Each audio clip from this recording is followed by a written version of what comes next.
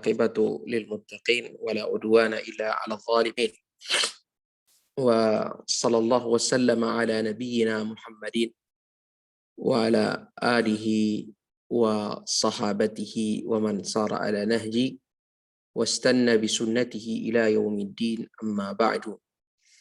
Puji dan syukur kita panjatkan kehadirat Allah Subhanahu wa Ta'ala.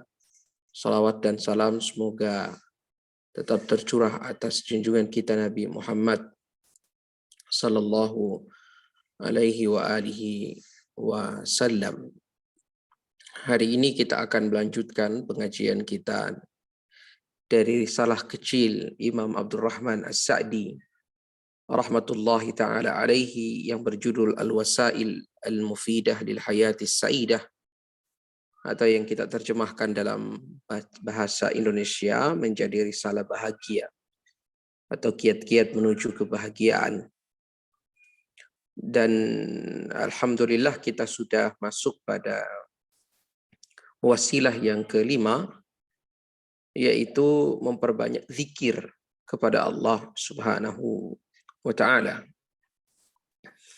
Kata Imam As-Sa'di rahimahullahu ta'ala, berzikir mengingat Allah punya pengaruh yang begitu menakjubkan dalam mendatangkan kelapangan dada, ketenangan hati, menghilangkan rasa gundah, rasa resah. Allah Azza wa Jalla berfirman, ba'da a'udzu billahi minasyaitonir rajim, ala bidzikrillahi tatma'innul qulub. Sesungguhnya dengan mengingat Allah, hati manusia akan menjadi tentram. Karena zikir akan memberikan peran yang begitu besar untuk meraih semua yang kita minta, apa yang kita inginkan. Dan zikir itu bukan hanya pahalanya yang kita kejar. Memang ada pahala surga, ada ganjaran kebajikan yang begitu besar ketika seorang mengingat Allah Subhanahu wa ta'ala. Tetapi di antara hal yang lebih yang bisa kita dapatkan dengan mengingat Allah Subhanahu wa ta'ala adalah itmi'nanul qulub, yaitu lapangnya hati seseorang, dan semua itu bisa kita raih dengan zikrullah. Nabi sallallahu alaihi wasallam mengajarkan kepada kita untuk selalu terpaut dengan Allah Subhanahu wa ta'ala.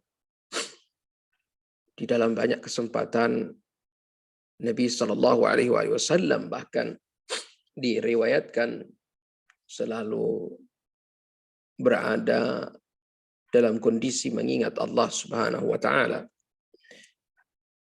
Beliau mengingat Allah fi kulli ahwalih.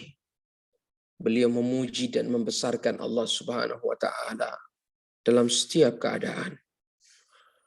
Bahkan untuk hal-hal yang menyesatkan hati sekalipun, Nabi tetap mengajari kita untuk memujinya, mengagungkannya, seraya bersabda, ala bizikrillahi tatma'innul qulub.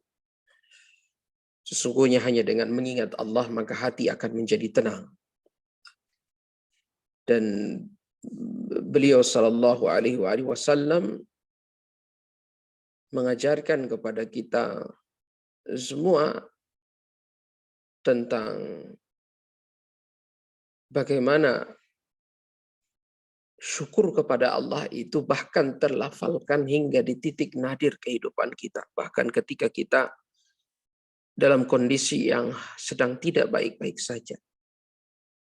Nabi mengajari kita untuk membaca Alhamdulillahi ala kulli hal. Kita bersyukur kepada Allah, kita memuji Allah, segala pujian baginya ala kulli hal.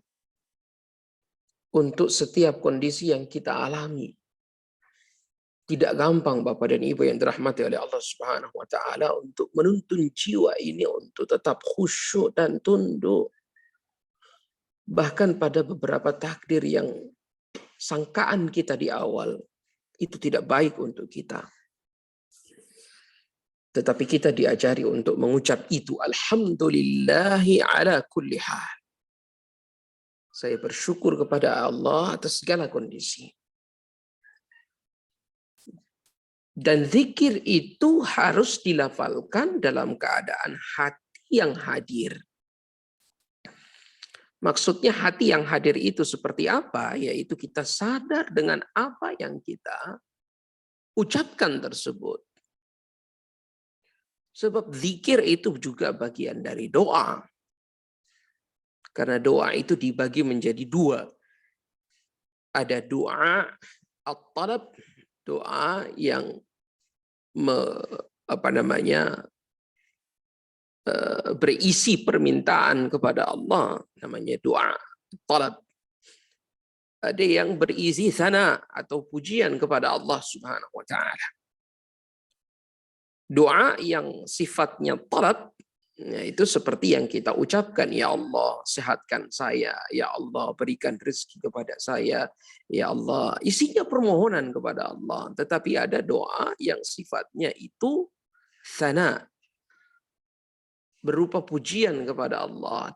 Dan doa ini diantaranya adalah zikrullah, menyebut atau mengingat Allah Subhanahu wa taala. Dan itu harus dilakukan dalam kondisi yang penuh kekhusyuan dan kekhidmatan, sebab Allah tidak menerima doa dari hati yang lalai. Jadi kehadiran hati di dalam doa dan zikir itu sangat diperlukan. Tidak boleh dalam keadaan ghafil. Kita sadar betul dengan apa yang kita ucapkan. Yang keenam, kata Syekh Sa'di rahimahullah ta'ala, di antara penyebab kita mendapatkan kebahagiaan di dunia adalah sering-seringlah menyebut nikmat Allah. Baik nikmat lahiriah ataupun nikmat batiniyah. Nikmat yang tampak atau nikmat yang tidak tampak. Kenali nikmat Allah Subhanahu wa taala. Allah berfirman, wa amma bi ni'mati rabbika fahaddits. Adapun tentang nikmat Tuhanmu fahaddits. Hadis itu artinya kamu ceritakan nikmat itu. Tetapi ini dalam rangka mengingat keagungan dan kebesaran Allah, sang pemberi nikmat. Tidak dalam rangka bermegah-megah dan menyombongkan diri. Itu tidak diperbolehkan di dalam agama kita.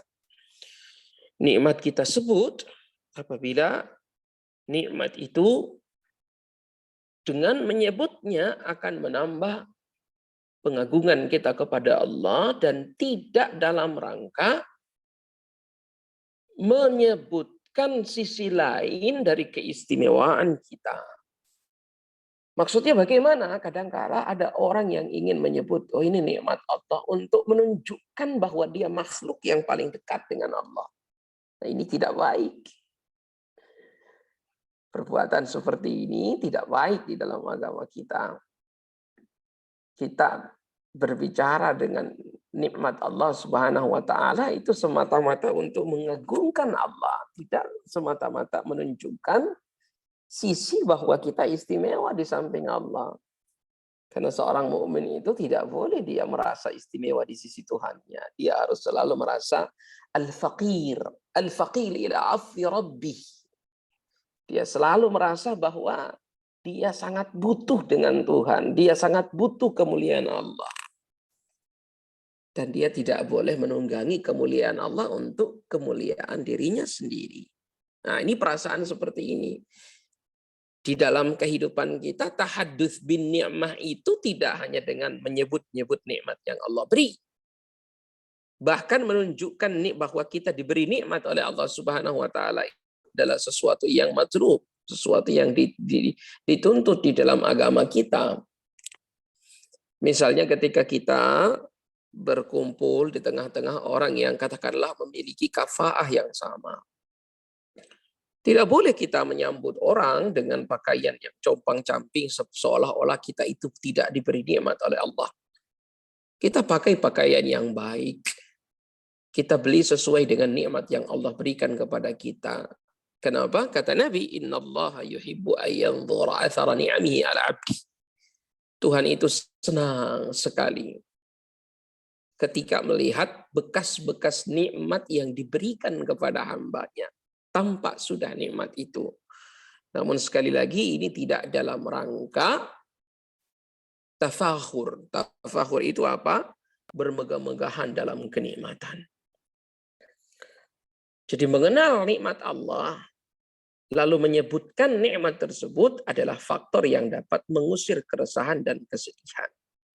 Karena sejatinya memang lebih banyak nikmat yang kita dapatkan ketimbang ujian yang diberikan Allah kepada kita. Dan bahkan tahadduts bin ni'mah, menyebut dan mengingat nama Allah ini akan membawa manusia pada syukur yang paling tinggi. Sekalipun dia ditimpa oleh kefakiran, rasa sakit, musibah. Ya, sebab kalau dia lebih menghayati kesyukuran, maka musibah itu tidak akan terlihat. Kenapa hal-hal yang tidak mengenakan itu mempengaruhi mood kita, mempengaruhi mizaj kita? Kenapa hal-hal yang tidak mengenakan itu selalu kadang-kadang membuat kita gampang marah, membuat kita gampang resah, membuat kita gampang bersedih, membuat mental kita tuh gampang turun. Kenapa demikian? Apa penyebabnya? Nah, di antaranya seringkali yang terlihat lebih besar itu adalah ujian Allah. Nah, ini kita ini makhluk pelupa. Makhluk yang gampang silau. Seringkali yang selalu terlihat adalah ujian Allah Subhanahu wa taala. Adapun nikmat itu kadang sekalipun besar akan terlihat kecil. Akan terlihat kecil nikmat Allah yang begitu banyak. Makanya kalau kita bisa merenung saat melafalkan doa, ini persoalan kita ini Bapak dan Ibu yang dirahmati Allah adalah perenungan terhadap agama ini.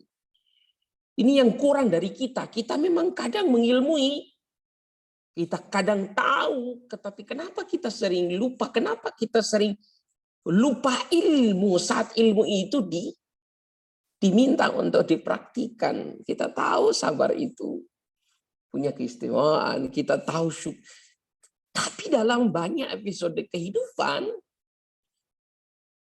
dinamika kehidupan membuat kita lupa apa yang semestinya kita lakukan. Kenapa demikian? Nah, kita itu pada krisis penghayatan. Kita ini umat Muhammad SAW, umat Rasul yang sangat kita cintai. Ini hidup di zaman yang sangat krisis tentang penghayatan agama, itu krisis sekali. Kita memang bangun tidur, kita memang ketika bangun tidur, memang kita mengucapkan Alhamdulillahilladzi ahyana ba'da ma amatana wa ilaihi nusyur. Kita ucapkan itu saat kita tidur, tetapi pengucapan yang tidak dilandaskan pada penghayatan akan membuat ucapan itu ya terasa seperti ucapan yang biasa saja, padahal itu mengandung kalimat-kalimat yang begitu luar biasa. Alhamdulillahilladzi ahyana ba'da ma amatana. Segala puji bagi Allah yang telah menghidupkan aku setelah sebelumnya aku itu dibuat mati oleh Allah Subhanahu wa taala. Al-Qur'an membahasakan tidur itu dengan mati. Silahkan buka Al-Qur'an, walladzi yatawaffakum. Coba dibuka Al-Qur'an, walladzi yatawaffakum bil-laili. Walladzi yatawaffakum bil-laili. Dialah Allah Subhanahu wa taala yang mematikan kamu di malam hari. Walladzi yatawaffakum bil-laili. Jadi Allah mematikan kita di malam hari. Ya, maaf lafadznya. Allahu yatawaffal anfus hina mautiha wallati lam tamut fi manamiha fayumsiku allati qada 'alaiha al-maut wa yursilu al-ukhra ila ajalin musamma. Inna fi dzalika laayatin liqaumin yatafakkarun. Ya, Ini bisa kita lihat di dalam Al-Quran. Nah, di surah lain bisa kita lihat, wa huwallazi yatawaffakum bil-laili. Bisa kita lihat dalam Quran surah Al-An'am ayat ke-60. Wa ya'lamu ma jarahtum bin-nahari thumma yab'atsukum fihi liyuqda ajalun musamma thumma ilaihi marji'ukum thumma yunabbi'ukum bima kuntum ta'malun. Jadi Allah saja yang mewafatkan kamu di malam hari, ditidurkan kita. Di sini wafat itu dibahasakan dengan tidur karena pada saat itu memang roh kita tidak bersama dengan kita. Dialah yang mengetahui apa yang kamu kerjakan di siang hari, kemudian dia bangunkan kamu. Tsumma yab'atsukum fihi. Dibangunkan kita untuk disempurnakan umur kita yang masih tersisa itu. Yang bila Allah mau Tuhan, dia tidak mengembalikan arwah kita ke dalam diri kita. Tidak mengembalikan ke dalam diri kita. Itulah kenapa kita dibilang, dipandu oleh Nabi untuk mengucap syukur itu ketika bangun tidur. Alhamdulillahilladzi ahyana ba'da ma amatana. Tuhan, syukur saya masih bisa memperbaiki kesalahan saya di hari ini atas kesalahan di masa lalu. Saya masih bisa bekerja lebih baik untuk membayar semua pekerjaan saya yang tidak beres di hari kemarin. Syukur yang begitu luar biasa. Maksud saya, memang kita semua hafal dengan doa ini. Penghayatan itu yang kadang-kadang membuat beberapa hal di dalam kehidupan kita tuh jadi terasa menyakitkan. Sebab yang tampak begitu besar, satu masalah kita, problem kita, sakit kita, kekecewaan kita, keputusasaan kita. Ini yang seringkali terlihat lebih tampak besar di dalam kehidupan kita. Andai kita melihat betapa luasnya nikmat yang Allah beri kepada kita. Dan tidak usah melihat nikmat yang mobil, pekerjaan. Nikmat yang paling besar kesempatan hidup. Bahkan di Senin ini kita dibangunkan oleh Allah. Itu sudah satu hal yang begitu luar biasa. Dan kalau kita maknai doa bangun tidur tadi dengan luar biasa, dengan penghayatan, maka akan semakin lelah kita dalam bersyukur kepada Allah Subhanahu wa Ta'ala. Ingatlah, kesulitan, musibah yang dialami oleh semua hamba akan terasa kecil bila yang dilihat itu adalah nikmat. Jadi jangan mengklaim bahwa kita telah berada pada maqam syukur tertentu apabila masih sulit melihat nikmat Allah. Kita ini masih sulit melihat Allah. Anak kita yang sehat walafiat itu sudah nikmat yang begitu luar biasa. Itu satu nikmat yang begitu luar biasa. Dia sehat, dia bisa memanggil ibu, dia bisa memanggil bapak di pagi hari. Itu satu hal yang begitu luar biasa. Jangan lagi dibebankan kepada mereka ekspektasi kita yang lebih, itu yang membuat mereka jadi tidak nyaman dalam hidup dan membuat kita juga kehilangan bagian dari waktu untuk mensyukuri Allah. Ya Allah, mereka telah ada. Pun itu sudah satu nikmat. Jangan lagi kita bebankan nanti kalau anak saya jadi polisi baru, itu nikmat yang luar biasa. Saya akan bersyukur sekali kalau anak saya jadi direktur.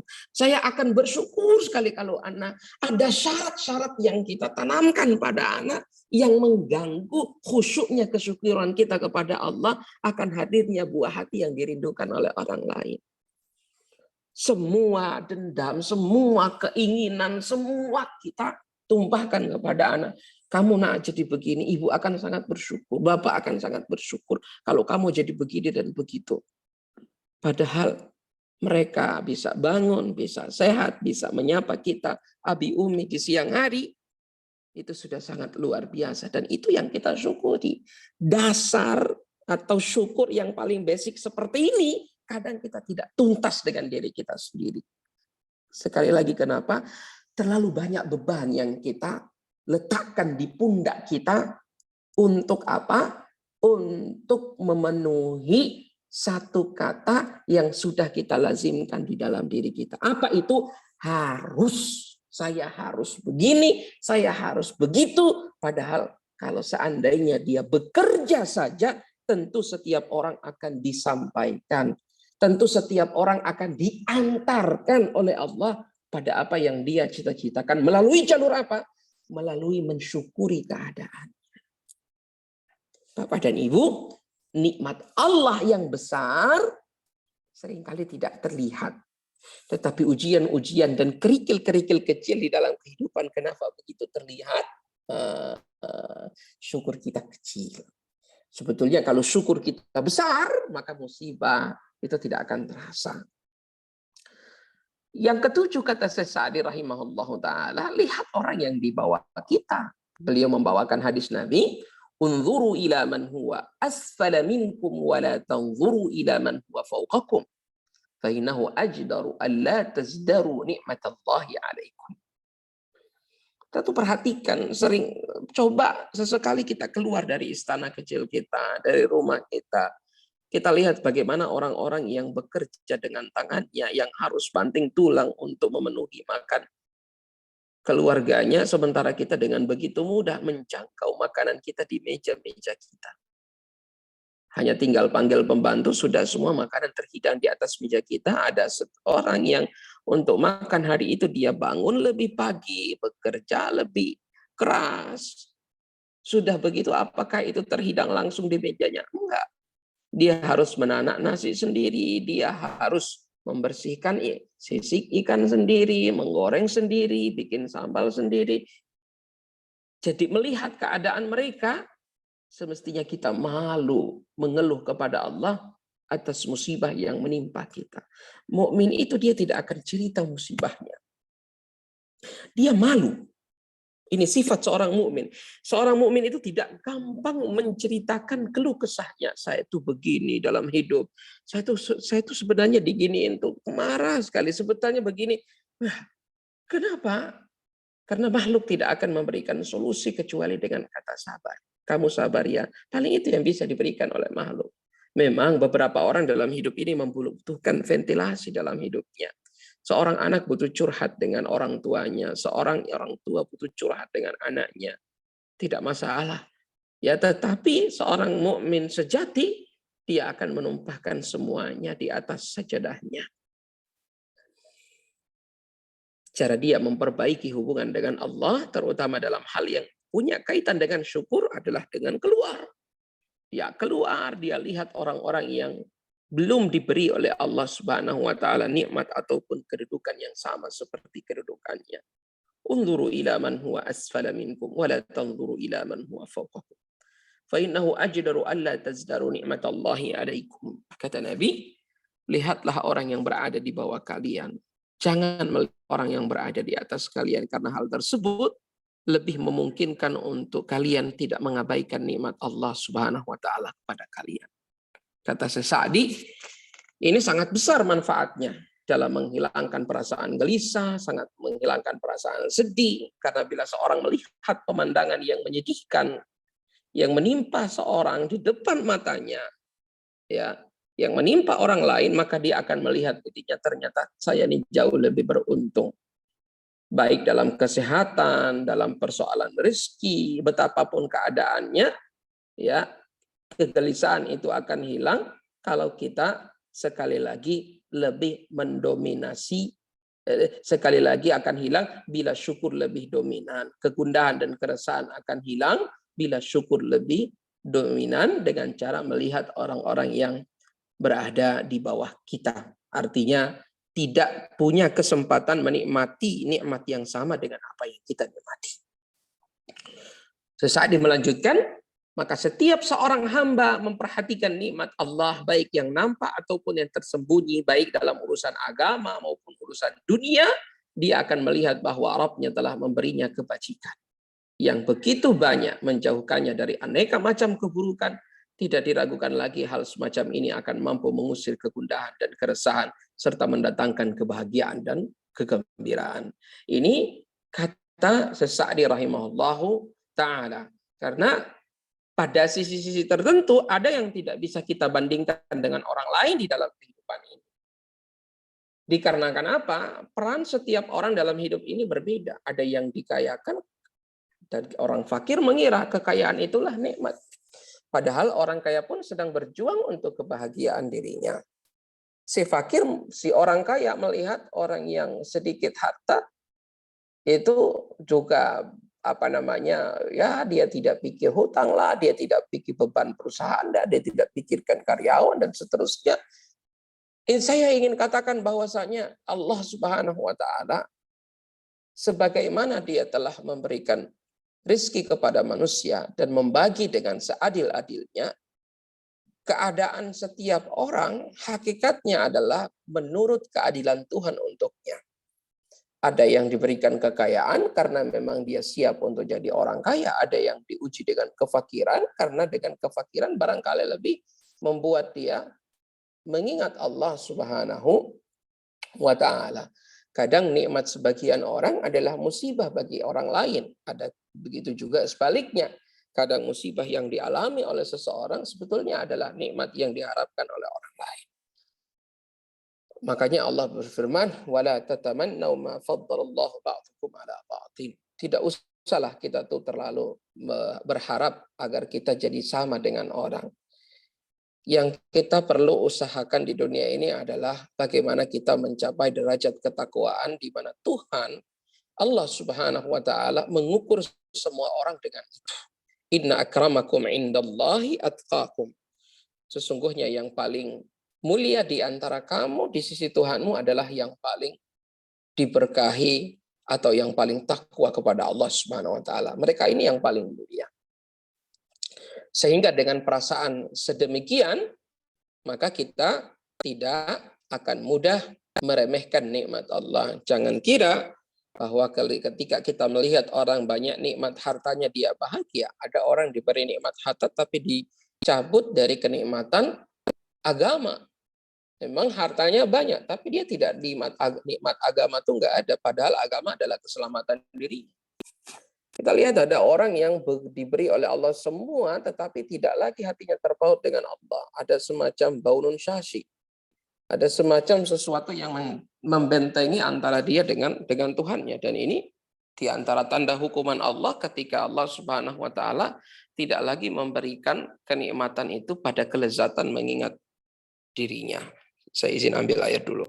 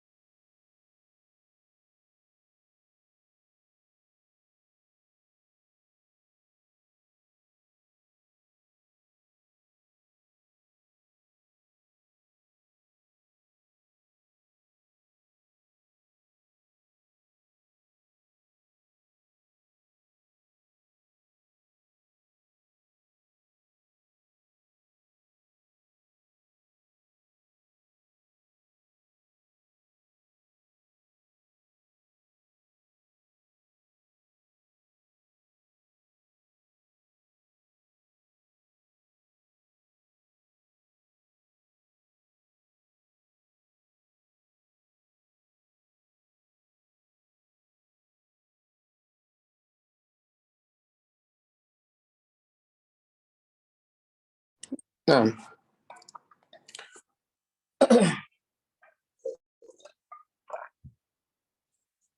kemudian yang berikutnya kata Sa'di rahimahullah taala, hal yang harus kita lakukan di dalam kehidupan ini untuk mencapai level bahagia yang paripurna adalah melupakan berbagai penderitaan dan masa lalu yang tidak dapat kita tolak. Sudahlah, semua telah terjadi. Kita mau dendam sekalipun itu tidak akan mengubah segalanya. Bahkan setiap orang itu punya potensi akan dibunuh oleh dendamnya, akan dibunuh oleh ketidaksukaannya, akan dibunuh oleh rasa sakit hatinya. Saya sering mengutip perkataan Syekh Ali Tantawi rahimahullah ta'ala bahwa rasa sakit itu sejauh yang diizinkan oleh manusia. Dalam kehidupan itu hukum yang berlaku. Kita tidak akan bisa mengatur hati manusia kepada kita. Pandangan manusia tidak bisa kita atur. Bagaimana kita di dalam benak manusia pun tidak bisa kita atur. Satu-satunya yang bisa kita atur adalah bagaimana bagaimana diri kita dalam hidup ini. Itu yang bisa kita atur. Pikiran orang tentang kita, dugaan-dugaan orang tentang kita, ucapan orang tentang kita, itu tidak bisa kita atur. Yang bisa kita atur adalah diri kita sendiri. Diri kita sendiri. Dan ucapan orang yang sudah lewat, perlakuan orang yang telah lewat kepada kita, usahlah kita ingat. Ya, usahlah kita ingat. Karena telah terjadi, dan sekalipun kita punya kehendak bebas, satu-satunya yang tidak bisa kita lakukan dalam kehidupan adalah mundur untuk mengulang segalanya dari awal. Oleh karena itu, lupakan penderitaan masa lalu itu. Kita tidak bisa menolak kenyataannya, tetapi harus kita terima bahwa itu semua telah terjadi, dan hari ini adalah hari yang baru untuk kita. Kenangan yang baik boleh diingat, kenangan yang buruk biarkan menjadi pelajaran bagi kita di hari-hari berikutnya. Yang berikutnya kata Syekh Sa'di rahimahullahu taala, selain kita mengupayakan hal-hal yang di atas, jangan lupa berdoa dengan doa yang dipanjatkan oleh Rasulullah.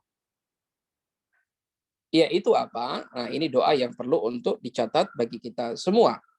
Allahumma aslih li dini alladhi huwa ismatu amri, wa aslih li dunya allati fiha ma'ashi, wa aslih li akhirati allati ilaiha ma'adi, waj'alil hayata ziyadatan li fi kulli khairin, wal mauta rahatan li min kulli syarrin. Begitu juga dengan doa, Allahumma rahmataka arju fala takilni ila nafsi tarfata ainin, wa aslih li sya'ni kullah, la ilaha illa anta.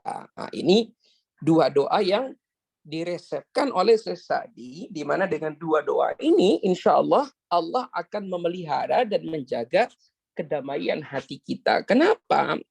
Di dunia ini yang tidak akan pernah menyesal adalah setiap orang yang menyerahkan urusannya kepada Allah. Karena di dunia ini terlalu banyak hal yang tidak bisa kita atur dengan kehendak kita. Tidak bisa kita atur. Bahkan rencana-rencana kita pun kadang-kadang tidak bisa kita selesaikan. Ya. Allahumma aslih li dini, wahai Tuhanku, perbaiki untukku urusan agamaku. Alladzi huwa ismatu amri. Wahai Tuhanku, perbaiki bagiku agamaku yang merupakan pelindung perkaraku. Maksudnya pelindung perkara, ismatu amri itu bagaimana? Agama seseorang itu adalah benteng bagi dirinya. Dan di dunia ini belum pernah ada kanon hidup yang seberhasil agama dalam mengatur nilai manusia. Bahkan orang-orang ateis sekalipun itu tidak bisa mengingkari peran agama dalam mengatur moral manusia. Di tengah manusia yang sangat krisis moral, nilai itu tidak cukup. Nilai itu tidak cukup. Kita lihat Barat itu kan punya nilai yang begitu luar biasa yang mereka jadikan panduan dalam bernegara, yang mereka jadikan panduan dalam bermasyarakat, dan seterusnya. Tetapi apakah itu cukup untuk mengatur moral mereka? Tidak cukup. Mereka pun ketika merumuskan nilai-nilai yang mereka anut bersama, yang akui bersama, mereka tidak bisa lepas dari masa lalu mereka dengan keberagamaan mereka yang begitu ketat. Orang Islam yang hari ini sangat memeluk agamanya, semestinya dia akan jauh lebih baik daripada orang yang telah meninggalkan agamanya. Tetapi kenapa tidak kita lihat itu? Hari ini agama tuh nggak dijadikan benteng di dalam kehidupan. Ingat, Bapak dan Ibu, kita itu tidak bisa membentengi keluarga kita kecuali dengan agama. Tidak ada yang lain. Kita hanya bisa membentengi keluarga kita dari kerusakan akhlak, pergaulan bebas, zina, liwat, homoseksual, lesbian, dan seterusnya. Yang hari ini banyak dikampanyekan di banyak negara dan coba untuk dipaksakan pada orang yang memiliki kebudayaan yang pemalu. Kita tidak bisa mengontrol anak kita ketika di luar negeri pergaulannya seperti apa. Namun ketika kita tekan anak kita pada titik yang menjadi fitrahnya, nak, kamu dilihat oleh Allah. Dan kita bangun keyakinan yang kuat tentang pengawasan Allah di dalam dirinya. Itulah yang dimaksud dengan ismatu am, benteng daripada urusanku. Kita hanya bisa membentengi karyawan kita dengan agama, nggak bisa. Kita ajak mereka bahwa kejujuran tuh begini, kita bawa mereka untuk ikut training. Oh, jadi pemimpin tuh begini, jadi karyawan tuh begini, jadi orang yang sukses tuh begini. Kalau agamanya kacau, sesuatu yang menjadi kontrol di dalam dirinya itu tidak beres, tidak selesai, maka urusannya tidak akan pernah selesai. Tidak akan pernah selesai.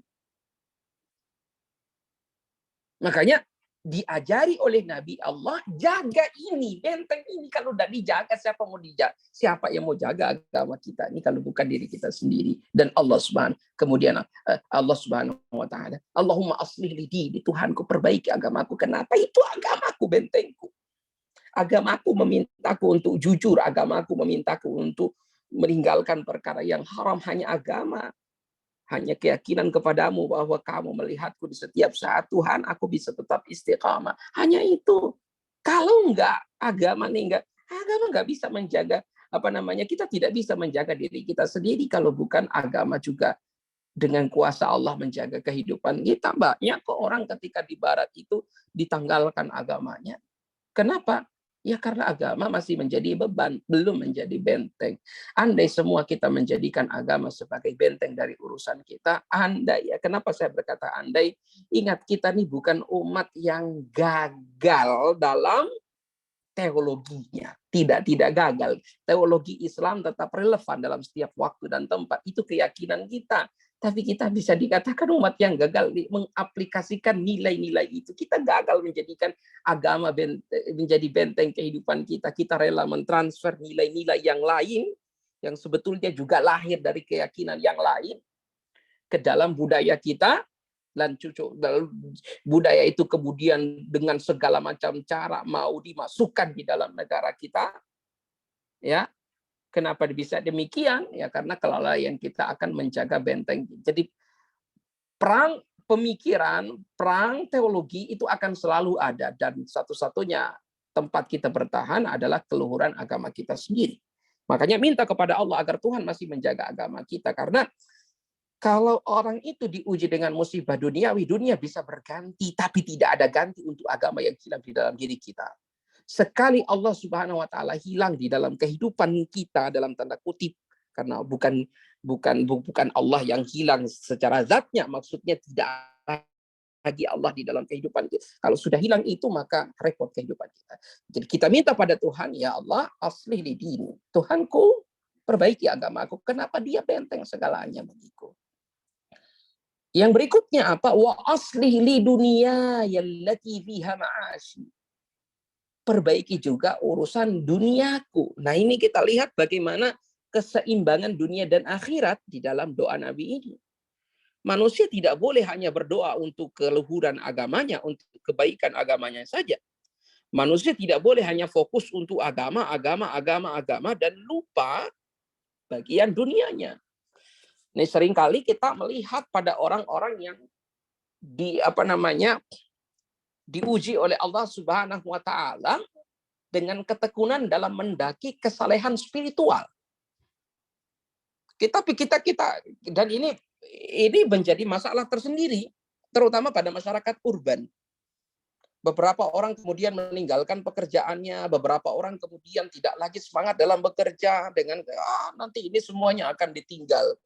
Oh, ini semuanya hanya perkara dunia. Halo, dunia telah ditakdirkan oleh Allah untuk menjadi jembatan menuju akhirat. Di dalam doanya ini, justru Nabi mengajarkan kepada kita bahwa kita harus membangun dunia kita dengan sebaik-baiknya. Kenapa? Fiha ma'ashi. Fiha ma'ashi. Di dalam dunia itulah kehidupan kita ditakdirkan oleh Allah Subhanahu wa taala. Jangan malas untuk bekerja. Jangan malas untuk semangat dalam mencari rezeki yang halal. Kenapa? Fiha ma'ashi. Minta kepada Allah, Tuhanku perbaiki duniaku, pekerjaanku, andai di dalam kerjaku, pekerjaanku itu ada syubhat, hilangkan. Andai pekerjaanku itu haram, jauhkan. Cukupkan aku dengan yang halal, tapi untuk berhenti bekerja dan mengejar akhirat tidak diajarkan dalam agama. Jadi kebaikan dunia, kebaikan akhirat harus diminta kepada Allah. Kebaikan agama diminta kepada Allah. Kebaikan penghidupan diminta kepada Allah dan diupayakan dengan seluruh apa yang kita miliki. Allahumma asli li dini. Perbaiki duniaku, agamaku. Perbaiki duniaku, tempat di mana aku tinggal. Wa asli li akhirati. Perbaiki juga akhiratku. Kenapa? Ilaiha ma'adi. Kita juga nggak boleh menghias dunia terlalu berlebih sampai lupa ada tempat kembali. Bukan di sini kita tinggal. Lalu kita diajari juga untuk berdoa, waj'alil hayata. Jadikan kehidupan ini ziyadatan li fi kulli khair. Tuhan, izinkan saya menikmati umur saya yang bertambah itu dalam kebajikan. Makanya dimakruhkan orang tuh kalau cuma mendoakan semoga panjang umur. Itu dimakruhkan. Kenapa? Dikhawatirkan ketika umur dipanjangkan tidak dalam keberkahan dan ketaatan. Makanya di doa ini kita boleh meminta panjang umur entah untuk diri kita sendiri, tetapi ingat, minta kepada Allah agar kehidupan ketika ditambah oleh Allah, usia itu ketika ditambah oleh Allah, entah hari-harinya, jamnya ditambah oleh Allah, ziyadatan fi kulli khair. Usahakan juga kebajikan kita bertambah seiring dengan bertambahnya usia yang diberi oleh Allah. Dan bila memang kehidupan ini tidak lagi membuat kita nyaman, dan bila memang kehidupan ini kita takutkan fitnah kepada diri kita sendiri, kalau nanti semakin dipanjangkan umur, nanti takut saya akan lebih banyak maksiat. Waj'alil mauta rahatan li min kulli syarr. Tuhanku izinkan kematian itu sebagai tempat istirahat dari keburukan. Jadi semua dimintakan kepada Allah di dalam hadis Nabi SAW ini. Bahkan di dalam doa yang diajarkan Nabi berikutnya ini lebih intim lagi kemesraan kita dengan Allah. Allahumma, dalam riwayat yang lain, ya Hayyu ya Qayyum bi rahmatika astaghits. Ya, aslih li sya'ni kul wa la takilni ila nafsi tarfata ainin. Ini di dalam redaksi lain, tetapi di dalam doa ini kita diajari Allahumma rahmataka arju, Tuhanku rahmatmu yang aku harapkan. Fala takilni ila nafsi tarfata ainin wa aslih li sya'ni kullah. La ilaha illa anta. Tuhanku, rahmatmu yang kuharapkan, maka janganlah engkau serahkan urusanku pada diriku sendiri walau sekejap mata. Artinya, jangan biarkan saya itu bertumpu dengan kemampuan saya, karena bagaimanapun kemampuan saya darimu ya Allah. Wa aslih li sya'ni kullah, dan perbaiki segala urusan saya. La ilaha illa anta. Tidak ada ilah yang berhak diibadahi dengan benar kecuali engkau, ya Allah. Kata Sa'di, maka jika seorang hamba meratap dengan doa tersebut yang di dalamnya terdapat kebaikan masa depannya, yaitu akhiratnya, begitu juga dengan dunianya, agamanya, serta menghadirkan hati dan niat yang benar serta kesungguhan bekerja untuk mewujudkan. Jadi dia tidak hanya minta doa agar akhiratnya baik, lalu dia juga tidak mengupayakan agar akhiratnya baik. Dia minta doa agar dunianya baik, tapi dia juga tidak bekerja. Tidak boleh seperti itu. Doa dan amal atau doa dan bekerja itu harus beriringan. Kalau dia lakukan itu semua, niscaya Allah akan kabulkan doa, harapan, dan usahanya, hingga rasa gundah berganti dengan kesenangan dan kebahagiaan di dalam dirinya. Kemudian yang berikutnya, kata Syekh Sa'di rahimahullah ta'ala, di antara wasilah yang dapat membawa seorang pada kebahagiaan adalah memperkirakan kemungkinan terburuk yang akan menimpanya, kemudian menguatkan diri untuk siap menerimanya. Ini jangan ekspektasi kita tuh udah mengawang-ngawang. Tidak.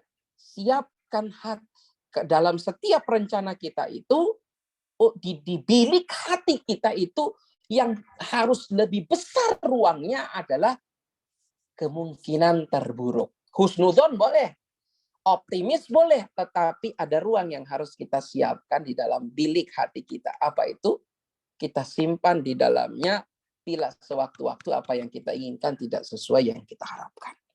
Kata Syekh Sa'di rahimahullah, berupaya menganggap ringan beban kesulitan yang ditanggungnya dengan memperkirakan kemungkinan terburuk yang akan menimpanya. Kemudian dia kuatkan dirinya untuk menerima hal tersebut. Jika hal tersebut telah dilakukan, maka selanjutnya dia berupaya untuk memperingan problema yang dihadapi sedapat mungkin atau sesanggup dia mungkin. Dengan kemantapan jiwa dan upaya yang bermanfaat tersebut, akan hilanglah perasaan gundah dan resah, berganti dengan upaya nyata untuk mendatangkan kemanfaatan dan menolak kesulitan yang mudah bagi seorang hamba. Jika hal tersebut mampu menggantikan penyebab kekuatan, kepedihan, kekalutan, kepedihan, dan kekhawatiran akan kefakiran karena kecintaannya terhadap aneka ragam kesenangan, maka ia dapat menerima semua itu dengan perasaan tenang dan kemantapan jiwa. Bahkan sekalipun musibahnya lebih daripada itu, karena kemantapan jiwa dalam menanggung kesulitan dapat meringankan kesulitan itu sendiri dan menghilangkan kegoncangannya. Khususnya jika dia menyibukkan diri dengan menyingkirkan sedapat mungkin, maka dalam dirinya akan berkumpul kemantapan jiwa dan upaya nyata untuk mengatasi problema yang sedang dia hadapi. Dia juga akan sanggup bahkan menepis. Menepis itu artinya memikirkan bahwa jadi tidak akan ada ruang dalam pikirnya bahwa ini musibah. Enggak, ini nikmat. Dan ini manusia yang seperti ini, yang sudah tidak peduli lagi apakah itu nikmat atau musibah. Dia tidak peduli lagi. Yang penting itu tidak mengganggu kemesraan dia dengan Allah. Yang penting itu tidak mengganggu kesyukurannya kepada Allah Subhanahu wa taala. Ini orang sudah makam tertinggi dari syukur. Jadi dia nggak penting itu nikmat atau enggak, itu musibah enggak. Bagi orang yang tawakalnya ataupun keyakinannya kuat kepada Allah, bahkan musibah terburuk sekalipun dirasa itu adalah nikmat. Kenapa? Selalu musibah itu meninggalkan bekas di dalam diri seorang. Paling tidak, satu, orang itu merasa dia ini hamba. Kedua, paling tidak dia merasa dia nggak punya kekuatan apa-apa. Dia tidak punya sesuatu kecuali kembali kepada Allah Subhanahu wa taala. Dan seringkali musibah itu akan membuat seseorang memang di awal menggoncang, tapi pada akhirnya membawa orang yang jauh dari ketaatan kepada Allah menjadi taat. Nah, makanya ada ungkapan yang sering saya ulang dari Ibnu Qayyim Al-Jauziyah rahimahullah ta'ala, di mana beliau mengatakan, kadang-kadang kehilangan pahala dari musibah itu jauh lebih besar daripada musibah itu sendiri. Nah, ini. Jadi, musibah itu yang harus kita pastikan utuh itu adalah pahalanya. Itu kita harus pastikan utuh. Dengan cara apa? Ya sudah, jangan pandang itu sebagai musibah, jangan menggerutu, dan seterusnya. Kemudian yang berikutnya, ya, oke, kita sudah menyiapkan kemungkinan terburuk. Itu bukan untuk kita jadikan bayang-bayang di dalam pikiran kita, enggak. Kita mempersiapkan hati kita untuk kemungkinan terburuk agar apa? Agar ada perasaan menerima bahwa itu adalah bagian dari takdir Allah. Tetapi bayang-bayang buruk itu tidak boleh melemahkan langkah kita untuk terus maju. Kata Syekh Sa'di, jangan panik. Jadi bayang-bayang buruk itu hanya untuk menyiapkan saldo kesadaran kita, tapi jangan panik sehingga membuat kinerja kita itu menjadi lemah. Kata beliau, tenangkan hati. Khawatir itu hal yang manusiawi, tapi jangan panik. Ya, pikiran buruk tentang sesuatu yang barangkali tidak akan sesuai dengan ekspektasi kita, mungkin iya. Tetapi jangan menekan jiwa dan fisik, jangan biarkan itu menekan jiwa dan fisik kita. Lakukan apa yang bisa kita lakukan semampu kita, kata Syekh Sa'di rahimahullah. Tapi pastikan, memang di poin pertama beliau suruh kita itu pikirkan yang terburuk. Tetapi di poin yang berikutnya dia bilang, iya, kamu pikirkan itu, tapi jangan membayangi tindakanmu. Jadi cukup ya udah, kemungkinan terus, tapi jangan bayangi tindakanmu sehingga potensi kamu itu kemudian tidak maksimal kamu kerahkan hanya gara-gara kamu takut risiko terburuknya. Enggak. Lakukan risiko terburuk, sudah siapkan husnudzon dan husnul tawakal kepada Allah untuk menghadapi itu. Tapi jangan sekali-kali membuat kamu apa? Membuat kamu satu menunda atau membuat kamu menjadi tidak maksimal dan seterusnya. Ini hal yang menurut Sesa'di perlu diperhatikan oleh setiap orang. Kemudian setelah itu semua kamu lakukan, gantungkan kepada Allah. Ini pada poin yang ke-12. Kenapa? Kata Sesa'di, jika hati selalu tergantung kepada Allah, tawakal kepadanya, tidak larut dalam bayang-bayang ketakutan serta pikiran-pikiran buruk, ya, lalu diiringi dengan hati itu diiringi dengan percaya kepada Allah seraya mengharap karunia-Nya, maka semua itu akan mengusir perasaan gundah dan sedih dan menghilangkan berbagai penyakit jiwa maupun fisik. Hati akan kembali mendapatkan kekuatan, ketentraman dan kebahagiaan yang tidak terlukiskan. Lalu beliau mengatakan betapa banyak rumah sakit yang dipenuhi oleh orang-orang yang sakit karena dihantui bayangan-bayangan. Ya, ini saya mau tanya, ini risalah ditulis oleh beliau kapan? Pada saat beliau sakit. Pada saat beliau sakit dan sedang terbaring di rumah sakit. Dan beliau coba memotivasi dirinya dan semua orang di sakitnya itu. Kata beliau, banyak orang yang di rumah sakit itu dipenuhi oleh orang-orang yang, kata beliau, ya ini tafsirannya ya, sebetulnya dia kadang tidak sakit-sakit amat. Tapi dia dibawa ke rumah sakit karena apa? Pikirannya tuh dihantui oleh bayangan-bayangan buruk. Saya pernah membaca, mungkin ada orang yang lebih pakar dari saya ya. Saya pernah membaca sekilas dulu tentang masalah atau problem kesehatan itu hanya 5% yang dipengaruhi oleh gaya hidup, kemudian juga makanan dan seterusnya. 95% itu dipengaruhi oleh pikiran manusia. Jadi banyak, kata beliau, yang masuk rumah sakit itu bukan fisiknya. Nah, apa yang mau kita obati? Kalau yang sakit itu bukan fisik, itu kita mau obati apa? Ada orang bilang, saya ingin, kenapa kamu? Oh, saya butuh healing.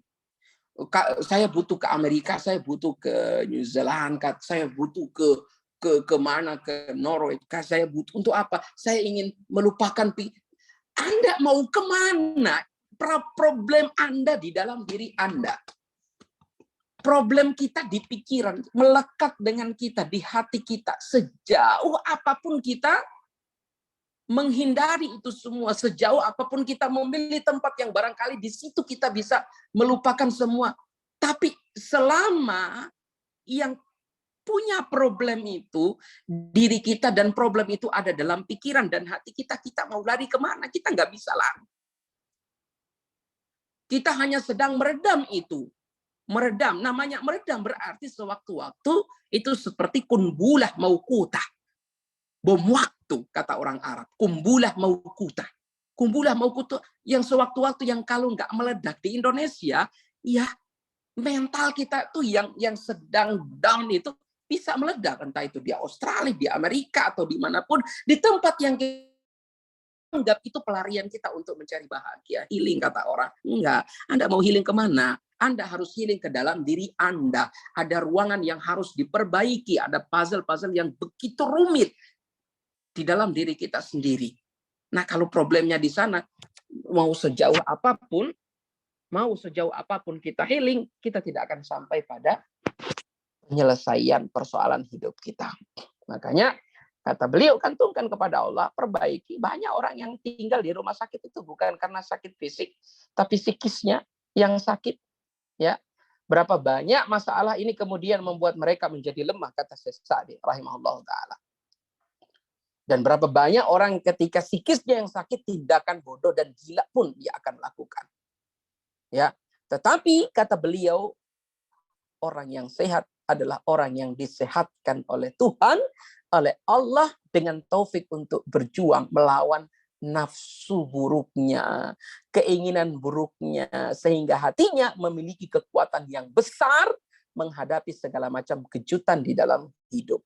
Orang tuh kalau hatinya dipenuhi oleh nafsu angkara, dipenuhi oleh nafsu keinginan ini dan keinginan itu, dan itu bikin sakit jiwa semua itu. Tapi kita tidak merasakannya, sehingga ruang untuk tawakal tidak ada lagi di dalam hati kita. Kenapa? Dipenuhi oleh tadi sumber kekuatan yang bisa menangkal keserakahan dan ketamakan sudah didominasi oleh ketamakan dan keserakahan itu.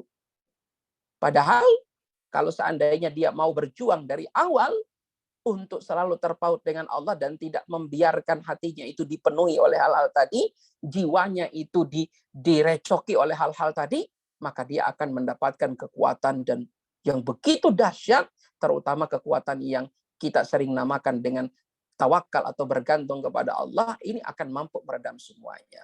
Makanya dia mengutip firman Allah, sesaat dia mengutip, wa may yatawakkal 'ala Allah fahuwa hasbuh. Inilah janji Allah. Siapa yang bergantung kepada Allah, Tuhan akan selalu mencukupi keperluannya.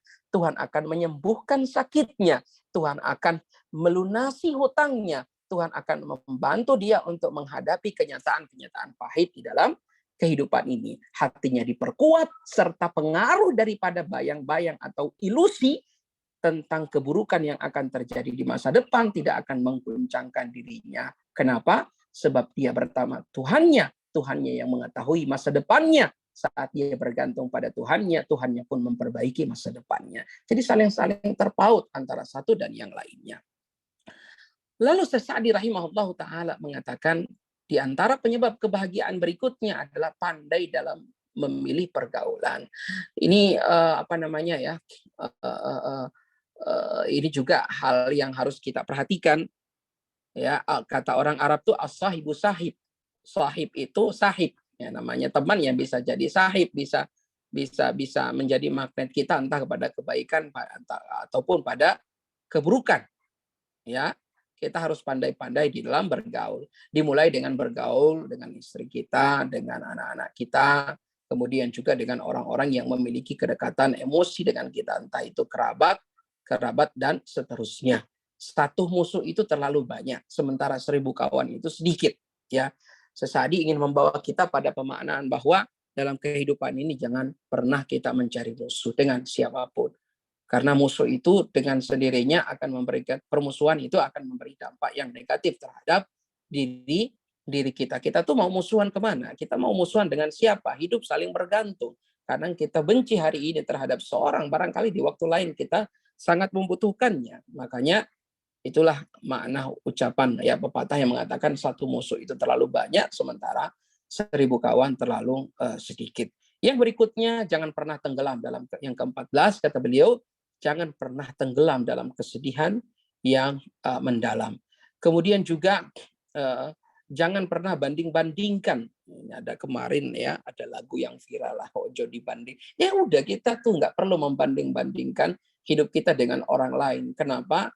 Ya, sekali lagi saya ulangi apa yang saya katakan di awal, porsi hidup setiap orang sudah dibagi oleh Allah Subhanahu wa ta'ala. Kemudian yang berikutnya kata beliau, jangan pernah menyakiti orang. Jangan pernah menyakiti orang, jangan pernah merugikan orang lain. Karena kalau kita merugikan orang lain, maka kita akan merugikan diri kita sendiri. Ada satu firman Allah Subhanahu wa ta'ala yang kemudian dibawakan oleh Sa'di, in ahsantum ahsantum li anfusikum. Ini dia punya penjelasan yang bagus ya dalam tafsirnya. Kalau kamu berbuat baik untuk orang lain, maka sejatinya kamu sedang berbuat baik untuk diri kamu sendiri. Wa in asa'tum falaha. Dan bila kamu berbuat buruk, maka sungguh kamu telah berbuat buruk pada diri kamu sendiri. Ya. Kemudian biasakan hidup punya pikiran positif, ya. Jangan pernah, kemudian juga beliau ajarkan supaya kita tuh gak gampang kecewa. Ya udah, jangan terlalu minta penghormatan dari orang lain karena kita sudah berbuat baik ke orang lain, kita merasa orang itu punya tanggung jawab moral pada kita, dia harus menghormati kita. Enggak. Ingat, asas amalan orang mukmin itu adalah al-insan, ayat yang ke-9. Innama nut'imukum liwajhillahi la nuridu minkum jazaan wala syukura. Ini pondasi amal setiap mukmin. Jangan kita memberi hanya untuk mencari, ya barangkali saya butuh dia di waktu, jangan itu hidup yang terlalu transaksional seperti itu juga nggak baik. Saya beri ya barangkali nanti satu saat saya akan dapat manfaat dari dia. Enggak. prinsip hidup seorang mukmin ketika memberi pada orang itu adalah Al-Insan ayat 9. Innama nut'imukum liwajhillah la nuridu minkum jazaan wala syukura. Sungguhnya kami memberi makanan kepadamu hanya untuk mengharapkan keridhaan Allah, itu saja. Kami tidak butuh balasan kepadamu, tidak pula ucapan terima kasih. Tidak pula ucapan terima kasih. Kamu hormati saya atau tidak, tanggung jawab saya pada diri saya adalah menjadi baik pada semua orang. Terserah orang mau berbuat baik kepada saya atau tidak, itu bukan urusan saya. Ya. Kemudian yang berikutnya kata beliau, jangan sekali-kali menengok ke hal-hal yang merugikan, ya, tontonan yang buruk dan seterusnya, ya. Kemudian berhentilah sejenak. Jadi kata beliau begini, ini macam wakfah dalam kehidupan, ya. Dan ini saya lihat ajaran ini juga ada di dalam ajaran stoikisme, ya. Kalau kita punya masalah tuh udah berhenti dulu. Jangan ambil keputusan. Misal ada sesuatu yang membuat kita begitu marah, itu hentikan dulu. Kemudian untuk melampiaskan marah itu kita pilih-pilih, ya, kita pilih-pilih, lalu kita sesuai dengan akibatnya tuh apa. Kalau memang semua cara melampiaskan itu punya akibat buruk, maka jangan sekali-kali kita melampiaskan amarah kita. Jadi tahan lisan kita, tahan tangan kita, ya, untuk melakukan hal-hal yang di luar kontrol yang kedepannya mungkin akan kita sesali. Kemudian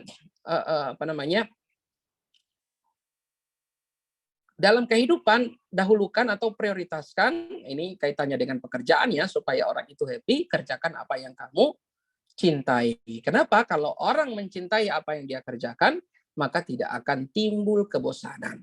Dia akan happy dan seterusnya. Ini juga barangkali, ya, yang sering anak-anak muda jadikan sebagai panduan untuk bekerja, carilah pekerjaan yang sesuai dengan passion kamu, katanya.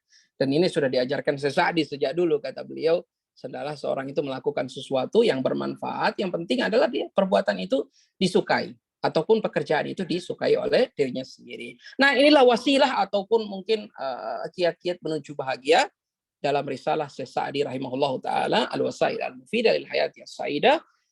Dengan berakhirnya poin yang tadi, maka kita tutup dengan walhamdulillahirabbil alamin. Wassallallahu ala sayyidina Muhammadin wa ala alihi washabbihi wasallam. Silakan kami kembalikan ke Ibu Finia selaku moderator. Ya, Wallahu a'lam. Ya, barakallahu fikum Ustaz wa jazakallahu khairan untuk pencerahannya tentang kebahagiaan, hakikat kebahagiaan itu bisa diperoleh dengan tadi sampai kalau nggak salah saya catat ada 19 poin ya Ustaz. Apakah betul atau enggak? Tolong dikoreksi Ustaz. Betul. Kemudian juga ini sambil menunggu pertanyaan, ini sudah pertanyaan Ustaz.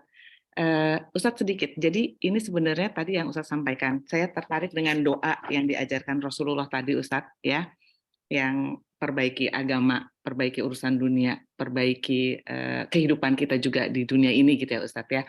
Nah, itu apakah doa itu kadang-kadang kita sebagai orang tua Ustadz, kita tuh banyak doa tuh kan untuk anak ya sebenarnya gitu ya Ustadz ya.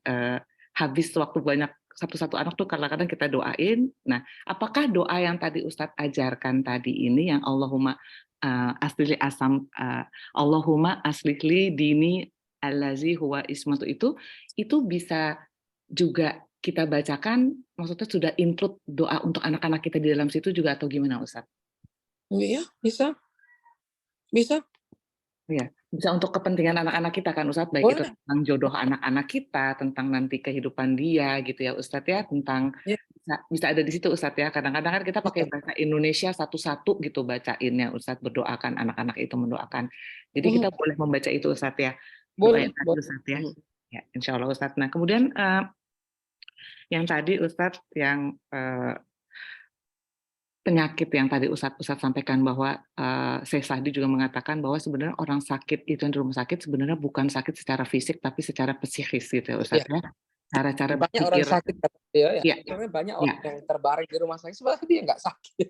Iya. Artinya mungkin itu tadi termasuk yang Ustadz bilang ada rasa takut, dia ketakutan bayang-bayangnya dia sendiri atau nanti tentang masa depannya gimana ya Ustadz ya, atau dia juga merasa gundah, tidak tenang dalam hidupnya, mungkin seperti itu ya Ustadz ya kalau orang-orang yang didefinisikan sakit oleh tadi Sesadi ini gitu loh Ustadz. Berarti betul. Sebenarnya sebagai orang mukmin ini memang kembali lagi Ustadz juga tadi udah singgung sih bahwa kita harus makanya berpikir baik, berkata baik, berbuat baik gitu kali ya Ustadz ya. Betul, itu saja. Ya. Benar. Ya, baik Ustadz. Baik Ustadz, ini sudah ada pertanyaan Ustadz. Nanti Uti Lucy yang akan membacakan, melanjutkan, memimpin kajian selanjutnya Ustadz. Silakan Uti Lucy. Iya, UTV-nya Jazakillah khairan. Assalamualaikum warahmatullahi wabarakatuh, Ustadz dan para jamaah. Waalaikumsalam warahmatullahi wabarakatuh. Saya langsung bacakan ya Ustadz ya, sudah ada pertanyaan ini di kolom chat. Assalamualaikum Ustadz, Afwan mau bertanya, bolehkah kita merasa GR, gede rasa dengan Allah? Misalnya ketika kita mendapatkan apa yang kita harapkan atau mendapatkan nikmat Ustadz. Kalau dibilang dengan Allah, kalimat itu mungkin perlu kita hindari, atau perasaan seperti itu harus kita hindari. Kita justru saat diberi nikmat oleh Allah Subhanahu wa taala, kita harus merenung ke dalam diri kita. Ini saya diberi nikmat ini sepantas itukah Allah diri saya sehingga diamanahkan oleh Allah nikmat ini.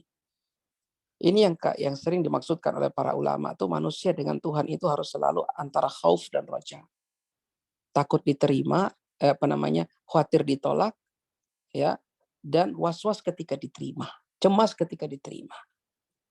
Jadi tidak boleh, bahkan ketika dia diberi nikmat oleh Allah Subhanahu wa taala, hendaklah dia memperbanyak syukurnya kepada Allah Subhanahu wa taala dan memperbanyak taqarrubnya kepada Allah Subhanahu wa taala, menguatkan pertaliannya dengan Allah Subhanahu wa taala, dan dia tidak boleh merasa bahwa ini akramani Rabbi, Tuhanku sedang memuliakan saya ini. Makanya kata-kata ini rezeki anak soleh itu harus dihindari. Tidak pantas seorang mukmin mentazkiyah dirinya sendiri seperti itu. Di dalam Quran bisa kita lihat, wa ammal insanu idza mabtalahu rabbuhu fa akramahu wa na'amahu fayaqulu rabbi akraman. Nggak boleh dia diberi nikmat, nggak boleh kita bilang oh ini Tuhan lagi senang sama saya, ini anak soleh dan seterusnya. Tidak boleh, ya. Wallahu ta'ala a'lam wa a'lam. Bahkan yang harus dilakukan oleh seorang mukmin, dia harus merasa kok Allah Azza wa Jalla kasih nikmat begini sementara syukur saya ini sedikit, kemudian saya tidak merasa ya Allah ini tidak pantas diberi nikmat seperti ini. Tapi meskipun demikian dia mensyukuri. Jadi GR dalam arti bahwa dia merasa pemberian Allah adalah menunjukkan kedekatan Allah dengan dirinya, itu tidak boleh seperti itu. Wallahu a'lam. Iya Ustadz, jadi kan terkadang kita juga begitu baiknya Allah ya, dengan nikmat-nikmatnya, apa sih kita seorang kita gitu yang hanya bukan siapa-siapa, hamba yang maksudnya kita sangat itu, tapi kita begitu nikmat yang begitu besar gitu ya. Betul. Kita kok dikasih, ini kenapa saya dikasih, padahal ya, itu harus kita masukkan ke dalam hati kita perasaan seperti itu. Iya, ya Ustadz, tapi sampai akhirnya mungkin kita jadi malu ya Ustadz ya. Aduh, kok begitu, ya kayak tadi Ustadz bilang ya, alhamdulillahilladzi ahyana ba'da ma amatana. Iya, kita dibangunkan pada hari ini, kita dalam sehat, dalam iman, ya Ustadz ya. Jadi itu, aduh, betul. Iya, baik Ustadz. Pertanyaan berikutnya Ustadz. Jika kita, sebentar Ustadz nih. Bentar ya. Jika kita sedang gundah resah, selain sholat 2 rakaat, surat Al-Baqarah apa yang sebaiknya kita baca untuk hati lebih tenang Ustadz? Bagaimana? Kalau kita sedang gundah resah, selain sholat 2 rakaat, surat Al-Quran apa yang sebaiknya kita baca untuk hati lebih tenang? Semua semua ayat di dalam Al-Quran menenangkan hati. Nah, tidak ada ayat tertentu yang hanya menenangkan hati. Tidak, semua ayat Al-Quran menenangkan hati. Semua ayat Al-Quran adalah syifa, penyembuh. Wallahu a'lam. Baik Ustadz, jadi kalau misalnya kita lagi gundah gulana, kita sholat 2 rakaat, itu sholat mutlak ya Ustadz ya, setelah kita wudhu, terus kita mau baca ayat-ayat Al-Quran dimanapun itu kita bisa, bukan dimanapun, maksudnya ayat manapun, insya Allah dengan izin Allah gitu, jadi kita harapkan untuk keresahan di dalam hati itu bisa ya Ustadz ya? Ya, semua ayat Allah tanpa terkecuali adalah syifa, penyembuh, penghilang rasa gundah, Semua ayat Allah. Nah, Baik Ustadz. Nah, tapi Ustadz, kalau ada ayat favorit Ustadz, karena saya suka terenyuh kalau misalnya sudah membaca ayat kursi, itu suka agak berlinang dan nangis sendiri karena nah, di situ Allah tidak pernah tidur, Allah mengurus makhluknya itu loh Ustadz. Itu nah. Tidak masalah kita punya ayat favorit, tidak masalah kita punya barangkali ada ayat-ayat tertentu yang saat kita baca meneguhkan prinsip dan menguatkan keimanan kita. Tidak masalah, hanya saja kalau ditanya ayat, saya tidak bisa membedakan satu ayat dengan ayat yang lainnya karena semua ayat-ayat Allah Subhanahu wa taala adalah syifa. Semua ayat Allah adalah jalan menuju hidayah, semua ayat Allah adalah penyembuh, semua ayat Allah Subhanahu wa taala dari bismillah hingga akhir surah An-Nas adalah hudan lil muttaqin, ya. Sehingga kalau kita mau mencari kedamaian, baca ayat apapun, yang paling penting itu adalah kehadiran hati kita saat membacakan ayat-ayatnya. Wallahu a'lam. ya, Masya Allah. Jadi semua ayat adalah istimewa ya, insya Allah ya Ustadz ya. Baik, pertanyaan berikutnya Ustadz. Bagaimana sebaiknya sikap kita terhadap orang yang sudah jelas-jelas menyakiti hati? Ana sudah berusaha untuk selalu memaafkan, tapi untuk kembali baik lagi seperti belum ada masalah rasanya berat dan teringat terus masalah yang telah diperbuat Ustadz. Nah, barangkali untuk menghindar sejenak tidak dilarang, dan Nabi juga mencontohkan hal yang demikian. Memang di dalam di dalam diri Nabi itu terdapat suri teladan bagi kita semua, termasuk sisi manusiawi di mana ketika dia memaafkan orang yang menembak atau menombak pamannya pamannya Hamzah, ya, setelah orang tersebut bertobat, ya, Nabi menerima tobatnya, tetapi ada permintaan dari Nabi SAW agar dia tidak selalu menampakkan wajahnya di hadapan Nabi SAW. Artinya ada memang dalam memaafkan setulus mungkin itu ada, tetapi beban untuk melupakan orang itu syariat tidak membebankan hal tersebut kepada kita. Jadi lupa itu hal yang tidak diajarkan, cuma bagaimana kita bisa menerima, kemudian bagaimana kita tetap membuat diri kita itu tawazun. Nabi menerimanya, tetapi ada hal-hal yang manusiawi yang tidak bisa dihindari oleh Nabi Sallallahu Alaihi Wasallam, dan itu hal yang wajar. Setiap orang itu fitrah, setiap orang punya perasaan yang demikian. Jadi bila Anda ingin memberi jarak atau mungkin barangkali tidak seakrab dulu, itu hal yang wajar-wajar saja, ya. Tetapi jangan mendendam, jangan berupaya untuk membalas ya kemungkarannya dengan kemungkaran, dan jangan pernah berpikir untuk melakukan hal tersebut. Wallahu taala a'la wa a'lam. Nah. Baik Ustaz, syukron Ustaz. Nah, pertanyaan berikutnya Ustaz, apakah muhasabah harus dilakukan setiap hari? Apakah yang membedakan suatu nikmat atau istidraj Ustaz? Muhasabah harus dilakukan setiap saat. Setiap saat, bahkan sebelum tidur. Makanya sebelum tidur itu adalah waktu yang bisa menentukan bagaimana akhir kehidupan seorang. Tidur itu adalah waktu untuk merencanakan masa depan. Tidak diizinkan oleh Allah untuk hidup. Memaafkan masa lalu.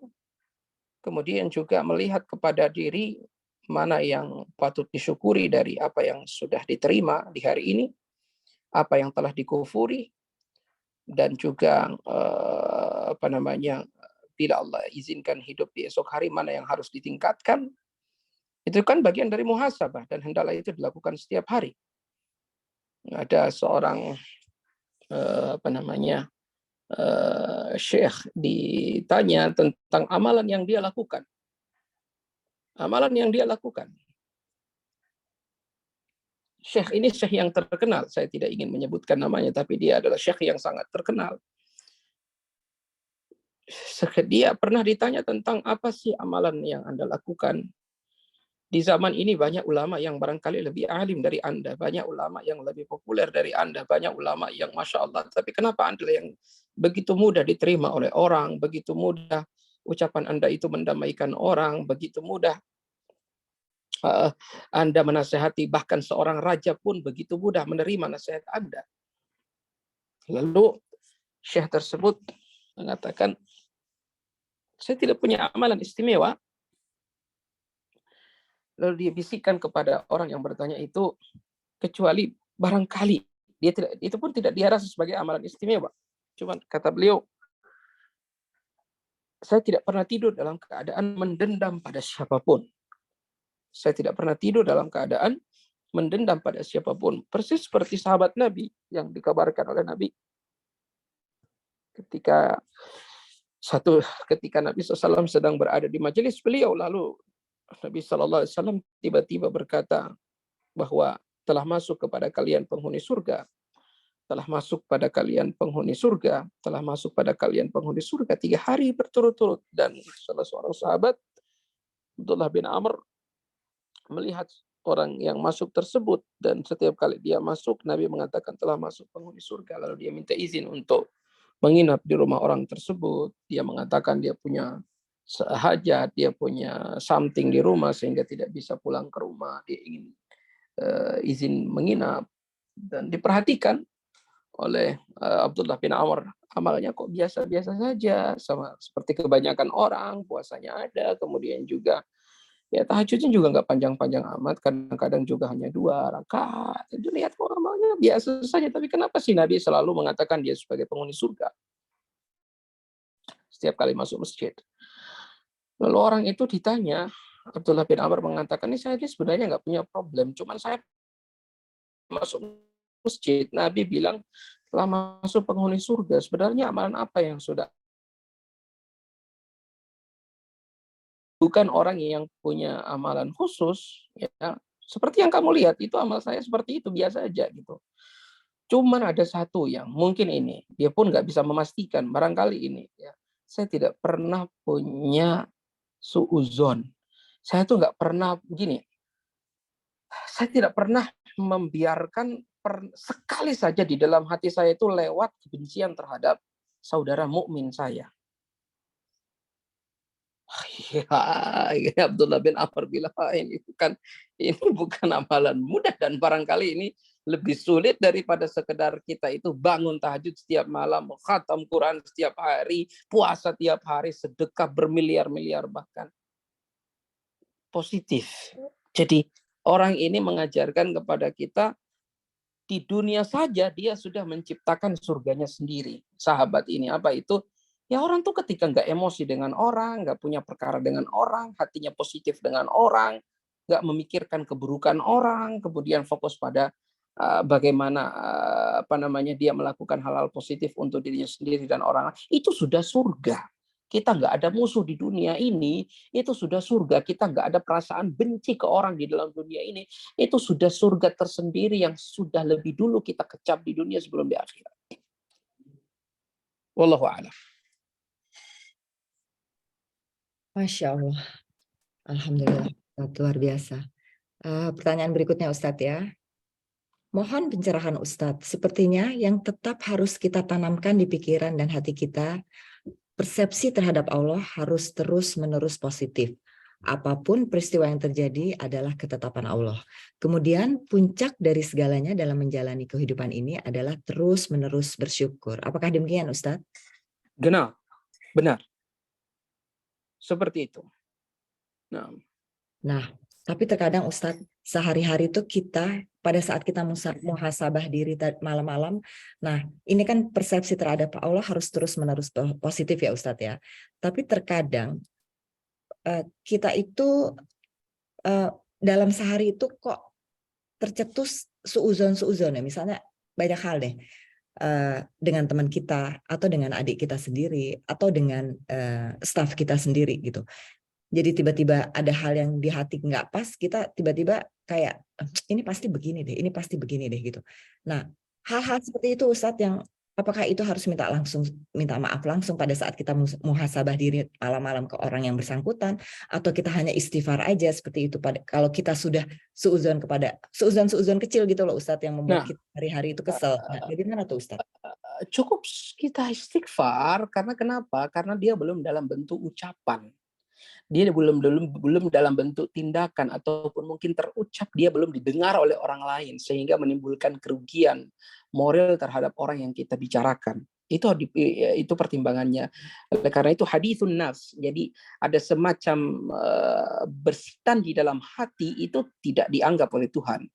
Selagi itu belum dalam bentuk ucapan dan dalam bentuk tindakan-tindakan yang negatif. Kecuali kalau humum atau keinginan berbuat buruk itu sangat kuat yang mencegah perbuatan buruk hanya tidak punya kesempatan.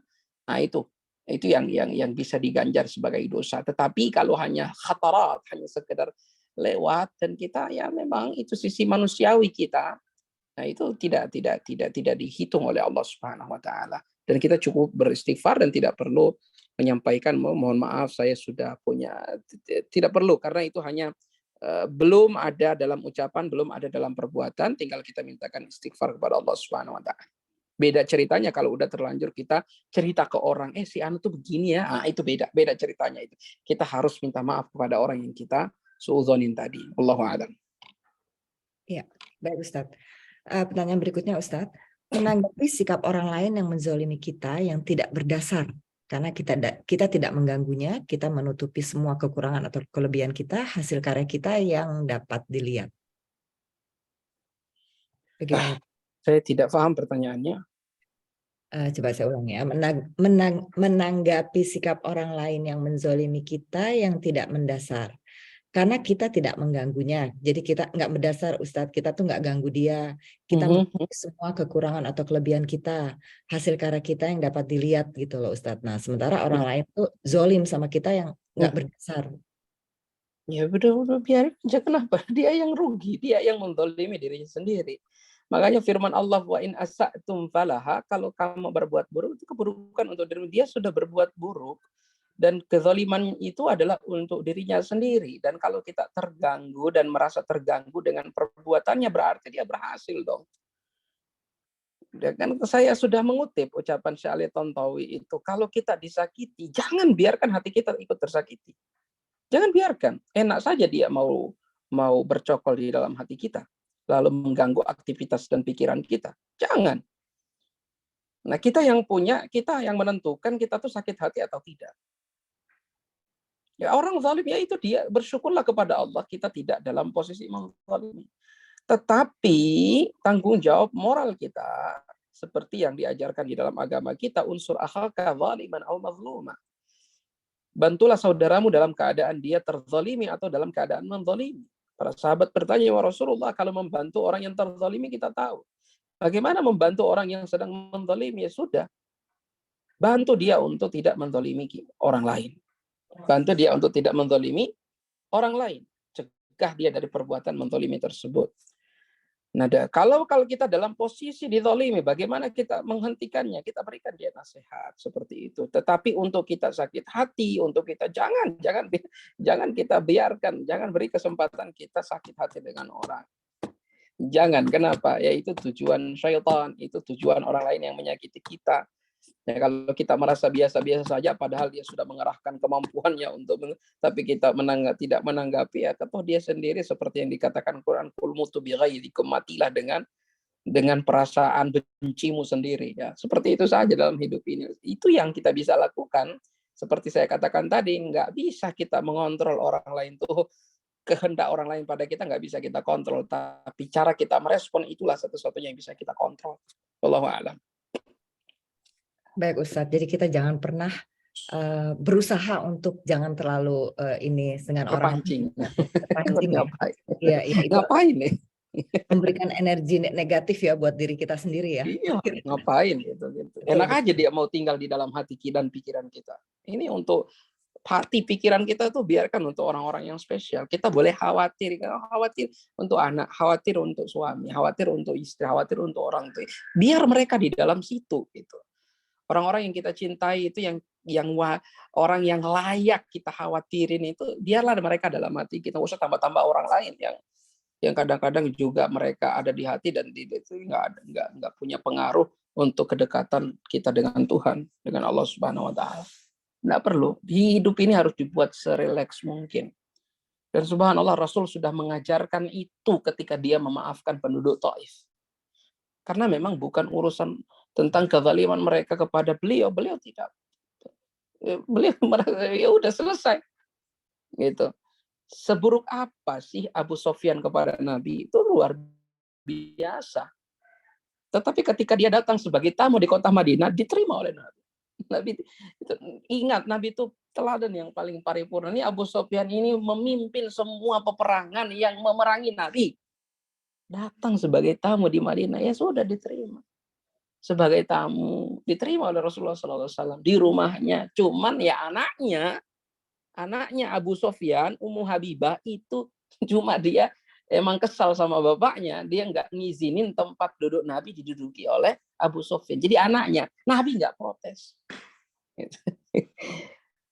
Ini yang jarang kita teladani dari Nabi. Mungkin 2 rakaat tuh kita teladani, tahajud kita teladani.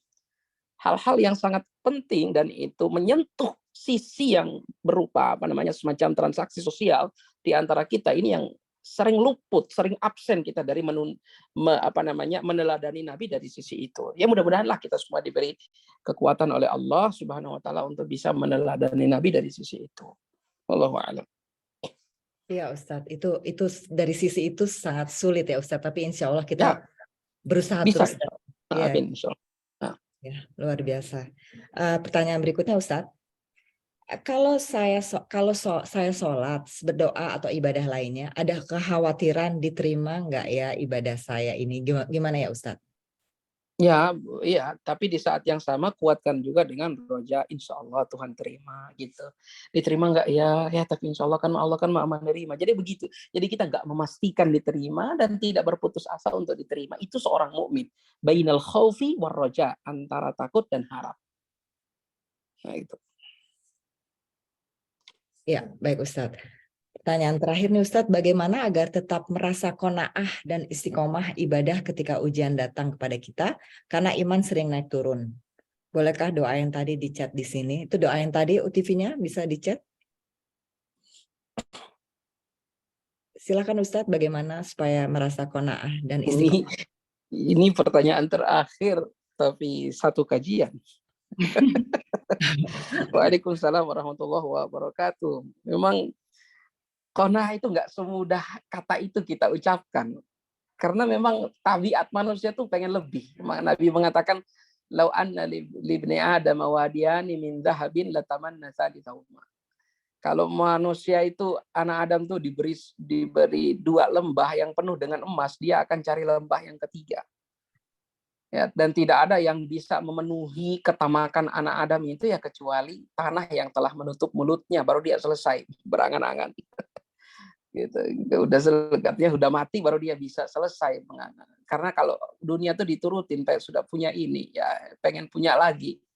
Hati yang tidak qanaah itu ketika melihat nikmat pada orang bukan syukur untuk orang itu, tetapi menjadi kufur karena dia merasa saya tidak bisa meraih apa yang diraih oleh orang lain. Nah, memang qanaah ini adalah satu sifat yang harus diperjuangkan, dimiliki, dan juga di antara hal yang dapat membantu seseorang itu husnudzon kepada Allah Subhanahu wa taala. Ya, bahwa Allah memberi saya itu sesuai dengan kebutuhan saya, bukan sesuai dengan kemauan saya. Karena qanaah apabila telah ada di dalam diri seorang mukmin, Allah akan mengilhamkan kepuasan kepada dirinya. Dan kepuasan itulah kekayaan yang sesungguhnya ketika seorang mukmin telah menerima keadaannya. Itu itu nikmat yang begitu luar biasa. Makanya di Quran itu huwallazi aghna wa aqna. Tuhanlah yang membuat manusia kaya dan membuat manusia puas. Karena ada orang kaya tapi nggak puas-puas, akhirnya dia capek dan lelah sendiri. Kembali ke tema tentang syukur, qanaah itu hanya bisa hadir di dalam diri orang yang syakir kepada Allah Subhanahu wa taala.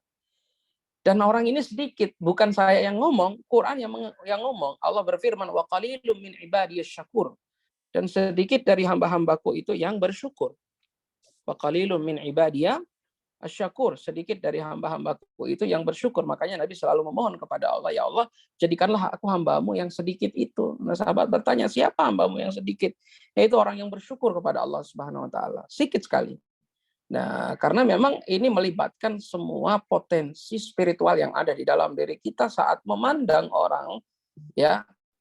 Pandangan kita itu apa namanya? Pandangan kita tuh tidak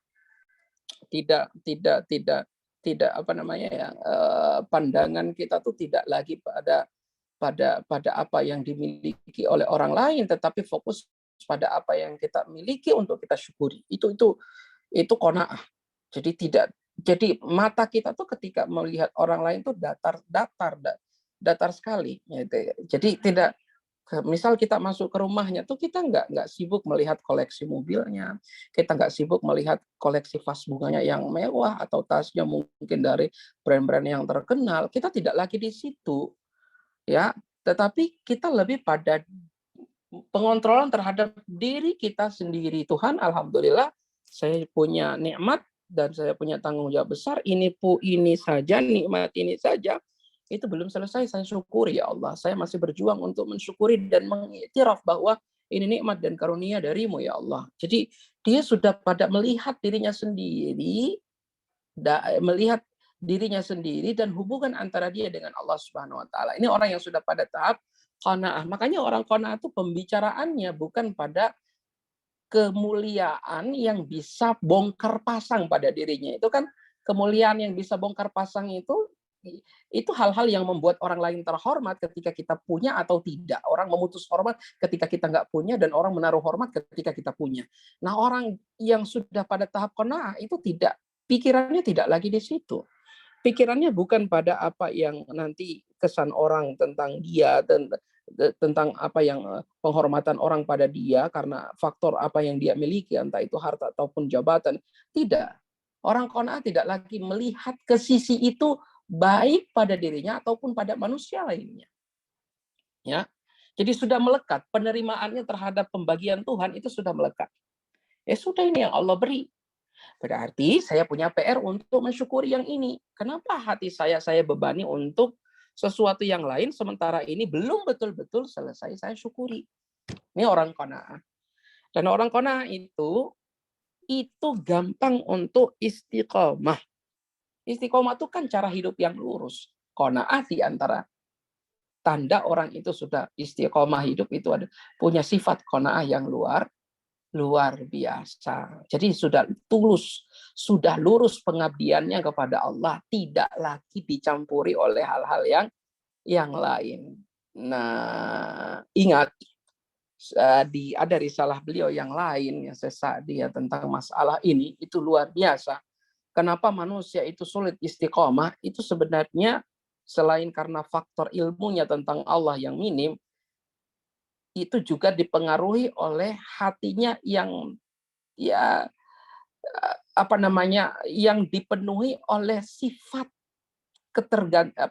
sifat kebendaan, ya, madi, ya, selalu melihat reward itu pada hal-hal yang bendawi. Orang ujian istiqomah tuh di situ. Saya ngapain saya ikut kajian? Saya dapat apa di situ? Ya. Atau kenapa ikut kajian di YouTube kan banyak? Ya. Kenapa saya harus ke majelis? Kenapa saya harus sholat? Kan udah. Kenapa saya harus begini? Karena dan seterusnya. Orang yang seperti ini biasanya hatinya itu terlalu madi. Ada ujian di dalam dirinya yang terlalu yang terlalu materialistis di dalam diri. Nah, ini yang harus dikikis dulu. Kalau hati sudah dikuasai dengan perasaan seperti ini, qanaah dan istiqomah itu nggak akan pernah bisa kita raih. Nggak akan pernah bisa kita raih. Kita mau menghayati ujian, kita mau tetap mesra dengan Allah qalban wa qalaban, baik dalam duka ataupun suka, ya, itu tidak akan bisa kita lakukan kalau kita nggak istiqomah. Jadi ini saling bertaut, Ibu, ya, antara satu dan yang lainnya. Kapan kita bisa istiqomah ibadah sekalipun kita dihantam ujian, tidak mempengaruhi ibadah kita? Karena kalau kita sudah berada pada tahap pemaknaan yang baik terhadap firman Allah, wa ma khalaqtul jinna wal insa illa liya'budun, tidaklah aku ciptakan jin dan manusia kecuali untuk menyembah kepadamu, kita akan melihat inti atau kita akan melihat bahwa inti dari kehidupan itu adalah pusaran pengabdian, adapun warna-warni berupa ujian dan lain-lain sebagainya hanya sekedar boleh kita katakan gula-gula kehidupan lah, atau mungkin duri-duri, tapi bukan itu intinya. Inti dari mawar yang sangat kita takutkan durinya adalah mawarnya, adalah keindahan bunganya. Nah, kalau kita melihat pada keindahan bunga, kita akan lupakan duri-durinya. Demikian juga ketika kita melihat pada kenikmatan dan kelezatan ubudiyah, kita akan lupa dengan musibah kita. Jangan lupa doa yang tadi. Allahumma aslih li dini alladhi huwa ismatu amri, wa aslih li dunyaya allati fiha ma'ashi, wa aslih li akhirati allati ilaiha ma'adi, dan seterusnya. Hafalkan doa itu, baca doa itu, dan renungkan doa itu, dan tawakal kepada Allah, minta petunjuk, minta dikuatkan oleh Allah untuk bisa mengarungi kehidupan dunia ini dengan qanaah dan istiqamah. Wallahu a'lam. Baik Ustadz, alhamdulillahirrabbilalamin. Satu pertanyaan dari saya bisa ya Ustadz ya? Silahkan. Ya. Tentang kebahagiaan ya Ustadz ya. Jadi sebenarnya contoh terbaik itu kita alhamdulillah nikmat Islam yang diberikan kepada kita. Alhamdulillah kita terlahir secara Islam, dan mungkin ada teman-teman atau jamaah yang mu'alaf di sini juga ya. Itu kita punya contoh terbaik adalah Rasulullah ya Ustadz ya.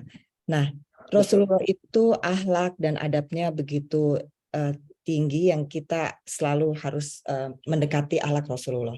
Nah, dengan akhlak atau moral atau adab yang baik, kita kan tahu mana yang buruk, mana yang baik ya Ustadz ya. Jadi sebenarnya harusnya kita akan tahu bahwa tidak mungkin otak kita akan di brainwash oleh sesuatu. Tidak mungkin kita akan di brainwash oleh hal-hal yang memang tidak baik atau apa. Nah, tapi zaman sekarang Ustadz, yang namanya di barat itu yang tadi Ustadz katakan bahwa di barat itu dengan nilai yang tinggi tetap tidak bisa membentengi kehidupan tanpa agama ya Ustadz ya.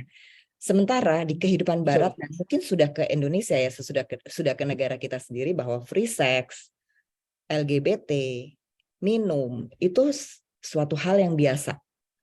Hal yang biasa sekali gitu. Jadi kalau misalnya nggak bisa terima itu, kayaknya dianggap kita aneh, kita dianggap terlalu fanatik, kita dianggap pokoknya nggak toleran, kita dianggap itu. Padahal itu udah jelas-jelas sangat diatur dalam Islam.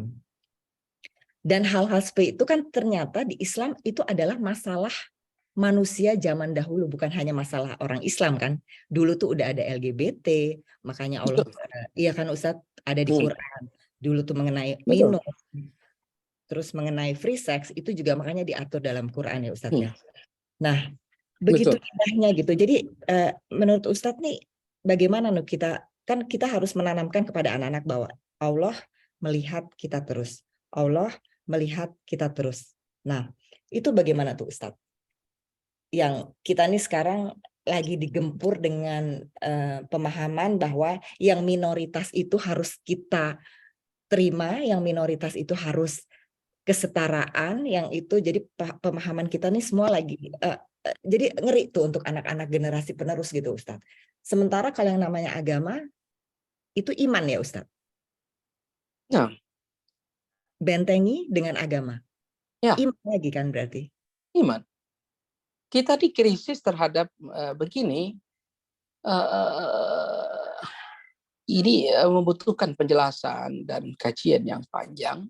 Tetapi saya singkat saja bahwa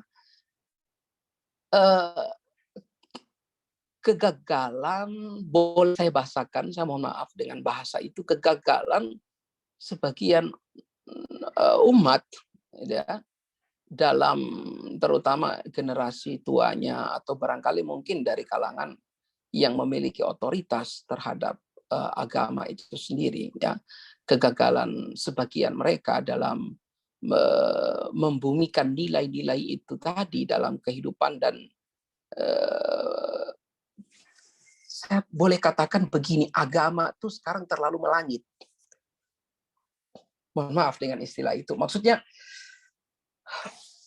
ada semacam sesuatu yang membuat orang itu alergi dengan agama karena agama dianggap terlalu melangit, tidak membumi.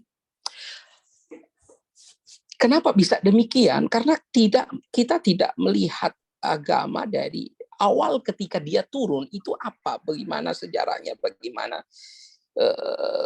justru agama itu ketika turun membawa perubahan yang begitu besar, bukan hanya untuk sebuah bangsa Arab, ya, bukan untuk orang Arab saja, tapi bahkan pada dunia, dan itu diakui sendiri oleh sarjana-sarjana Barat hingga hari ini. Ya, nah, pandangan yang membawa agama dengan pandangan yang ya boleh kita katakan sangat kudus, sangat suci, sangat melangit, dan akhirnya orang tidak bisa merasakan agama itu sebagai sesuatu yang sebagai sesuatu yang dicari oleh orang-orang yang tinggal di bumi ini. Ada pemaknaan bahwa orang itu harus sesuci malaikat. Ada pemaknaan bahwa orang agama itu tidak toleran dengan hal-hal atau tidak terbuka dengan pandangan-pandangan baru, terutama hal-hal yang sifatnya duniawi dan seterusnya. Ada anggapan seperti itu. Ini baru saya katakan anggapan. Ada anggapan seperti itu, ya. Sehingga ketika kita membawa anak muda, ya, katakanlah pada din ini, ya, agama ya sudah terlanjur diasosiasikan dengan apa yang saya katakan tadi. Oleh karena itu, pendekatan-pendekatan yang kita pakai ke masyarakat milenial ataupun ke masyarakat modern itu tidak bisa lagi dengan cara-cara klasik yang terlalu melangit tadi. Diskusi harus lebih dibuka. Ya. Kalau dulu mungkin kita sering kali pakai dalil-dalil teologis, mungkin perlu pendekatan logis. Karena mohon maaf ya, banyak sekali pandangan hari ini yang bikin orang kemudian jadi ateis, kemudian bikin orang minimal jadi agnostik, atau walaupun tidak ada kata minimal, adalah ketidakmampuan menghadirkan penjelasan-penjelasan yang lebih kontemporer terhadap apa yang diyakini. Sementara di awal kita ketika belajar agama ini, kita didoktrin agama itu salihun likulli zamanin wa makan, cocok untuk setiap waktu dan setiap tempat. Tetapi waktu dan tempat ketika agama dihidangkan itu kadang dengan bahasa yang tidak lagi, ataupun mungkin dengan pendekatan yang barangkali kurang relevan dengan waktu dan tempat di mana kita mau menyampaikan agama itu. Saya hanya ingin menyingkatnya dengan jawaban itu sementara. Ya, ada pola komunikasi yang dalam tanda kutip gagal, ya, bagi agama untuk menyentuh kehidupan manusia modern. Ya, dan ini PR bagi kita semua, termasuk para dai, ya, karena ini mohon maaf ya, saya punya kajian dengan teman-teman diaspora Indonesia, ya, yang ada di luar negeri. Itu pertanyaannya aneh-aneh semua, ya, pertanyaannya aneh-aneh semua, aneh bin ajaib, ya. Kadang beberapa saya tunda untuk dijawab, nanti ya tolong berikan saya waktu untuk menjawab. Terus ada yang coba untuk kita jawab. Kenapa demikian? Ada semacam kesalahpahaman yang itu berangkat dari model pengajaran yang terlalu klasik untuk manusia modern. Saya tidak katakan agama harus dimodernisasi, tidak. Proses kita mentransfer itu semua, ya, pendekatan-pendekatan juga harus lebih mutakhir dan kontemporer, gitu. Tidak bisa kita bawa pada model-model cara penyampaian kelas. Ini khusus untuk anak muda, dan saya kira yang hadir di kajian ini barangkali bukan pada generasinya. Mungkin di generasi yang mohon maaf, di generasi milenial dan terutama yang lahir pasca tahun 2000 atau lahir pasca 2008 dan seterusnya. Saya punya pengalaman dengan mereka, dan pengalaman itu luar biasa mengajarkan kepada saya ada pola yang harus kita kaji kembali untuk mendekatkan agama ini dengan mereka. Ya, ini jawaban saya secara global. Saya belum bisa merinci. Jadi bukan pada nilai agama kita yang gagal, tidak, tapi proses transfer nilai itu kepada mereka dari agama kita dari bahasa yang dikuduskan baik dalam kitab suci Al-Quran ataupun dalam sunnah ataupun dalam buku-buku para ulama itu tidak akrab dengan pola komunikasi mereka yang lebih modern. Ini pengalaman saya. Makanya kita bawa hadis riwayat Bukhari ini jalannya begini, itu nggak masuk loh sama anak-anak yang usianya 17 tahun ataupun 25 tahun. Nah, dan mungkin kita sering terkesima ada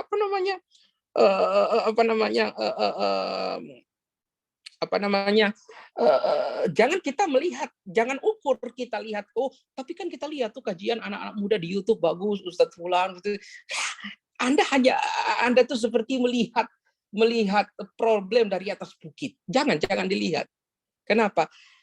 Fenomena gunung es tentang ateisme dan agnostik di Indonesia itu begitu masalahnya. Saya hidup di lingkungan itu, saya punya teman, saya punya adik-adik yang tinggal di situ, dan problemnya itu bukan pada nilai-nilai agama kita, bukan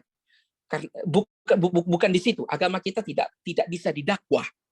Agama kita tuh tidak bisa didakwah, dan bahkan di masyarakat modern sekalipun ketika bersinggungan dengan agama, walaupun agama mereka anggap sebagai sesuatu yang privat, tetapi mereka tetap mengaminkan agama sesuatu yang doktrinal yang kita tidak bisa sangkal karena itu berkaitan dengan pengalaman spiritual orang. Ya, di masyarakat barat seperti itu. Di masyarakat itu orang beragama diberikan ruang tapi secara privat. Jadi tidak bisa dibawa ke ranah publik. Masyarakat sekuler mengaminkan itu. Tetapi mereka tidak bisa menyangkal apa yang diyakini oleh orang karena itu pengalaman spiritualnya. Artinya ya berarti ada sesuatu yang harus diperbaiki. Bagaimana supaya agama itu bisa tersampaikan kepada anak-anak muda. Saya kira ini evolusi hanya sekadar jawaban global. Saya tidak bisa jawab menjawab pada intinya, tetapi ini rangkaiannya tuh di sini. Masalahnya di sini, bukan pada agama kita. Ya, betul. Dan apakah itu masih bisa diselamatkan? Masih bisa diselamatkan. Dan wallah, saya punya pengalaman mengajar diaspora itu aneh bin ajaib pertanyaannya. Aneh bin ajaib. Dan barangkali kita tidak bisa sangka ada pertanyaan yang barangkali muncul seperti itu, keraguan tentang Tuhan atau minimal keraguan tentang agama. Dan mungkinkah agama ini sampai kapan Tuhan akan dipercaya orang, sampai kapan agama ini akan dianut oleh orang, masa depan agama ke depan akan seperti apa? Apakah nilai yang coba diperkenalkan oleh Barat akan sanggup menggantikan posisi agama di tengah masyarakat? Dan jangan, mohon maaf, saya pakai kata tertipu. Jangan kita tertipu. Oh, kajiannya Ustadz Fulan tuh banyak loh anak-anak muda. Itu berapa itu dari sekian juta penduduk Indonesia yang punya problem ke bawah di akar rumput tidak kita jama, karena mereka juga tren hidupnya bukan lagi tren hidup masyarakat sekarang lagi tidak lagi di YouTube, tapi kadang ada yang sudah pindah di TikTok, ada yang sudah pindah dan setiap ada media-media baru itu terjadi imigrasi ke sana. Dan barangkali kita hanya yang jamaah YouTube, atau mungkin kita jamaah Facebook, tidak akan kita temukan yang kita lihat di situ bukanlah manusia modern sesungguhnya yang punya problem untuk segera diatasi. Kenapa? Mereka sudah pindah medsos, nggak di situ lagi mainnya. Yang kita lihat, tuh rame kayaknya di Facebook. Mohon maaf, yang punya problem nggak punya Facebook, mereka punya medsos yang lain. Saya beri jawaban sekilas begitu, Ibu Lucy ya. Ini memang luar biasa Ustadz ya, memang benar. Jadi agama tuh terkesan kayak kita kalau yang sudah mempelajari Islam itu ya, kadang belajar Islam tuh orang melihat kayaknya kita tuh jauh banget gitu. Mereka kita dianggap sesuatu yang aneh gitu. Jadi memang agama kadang suka sangat melangit tadi Ustadz bilang ya. Tapi memang harusnya kita tuh membumi, hasilnya akan melangit gitu ya. Dengan kita berilmu dengan itu. Iya, hasilnya memang kita kan ke langit. Kita ke langit. Tetapi kita nih bahasa dengan orang-orang bumi yang kadang mereka tuh jelimet, kamu ngomong apa sih? Gitu. Iya. Gitu, itu problem yang saya temui. Iya betul. Seperti ada jarak gitu. Kayaknya kita dianggap yang kamu terlalu itu. Padahal sebenarnya kalau kehidupan sehari-hari Ustadz ya, misalnya tentang sholat aja, kayak kita bagi orang yang selalu maksiat, asal dia tahu iman, asal dia tahu itu agama itu akan menuntun dia akan sholat terus, maksiat lagi sholat terus, maksiat lagi. Betul. Iya kan? Betul. Ada orang yang saya malu udah deh, saya udah terlalu banyak maksiat, saya tinggalin sholat. Nah, kan ada yang seperti itu ya Ustadz ya. Itu yang bahaya malah. Betul, betul. Nah, ketika dia bergaul dengan kita, orang yang seperti itu, mohon katakanlah mereka selama saya ini dirinya, ketika melihat kita, cara bicara kita, kamu tuh terlalu melangit, dia jadi kayak begini.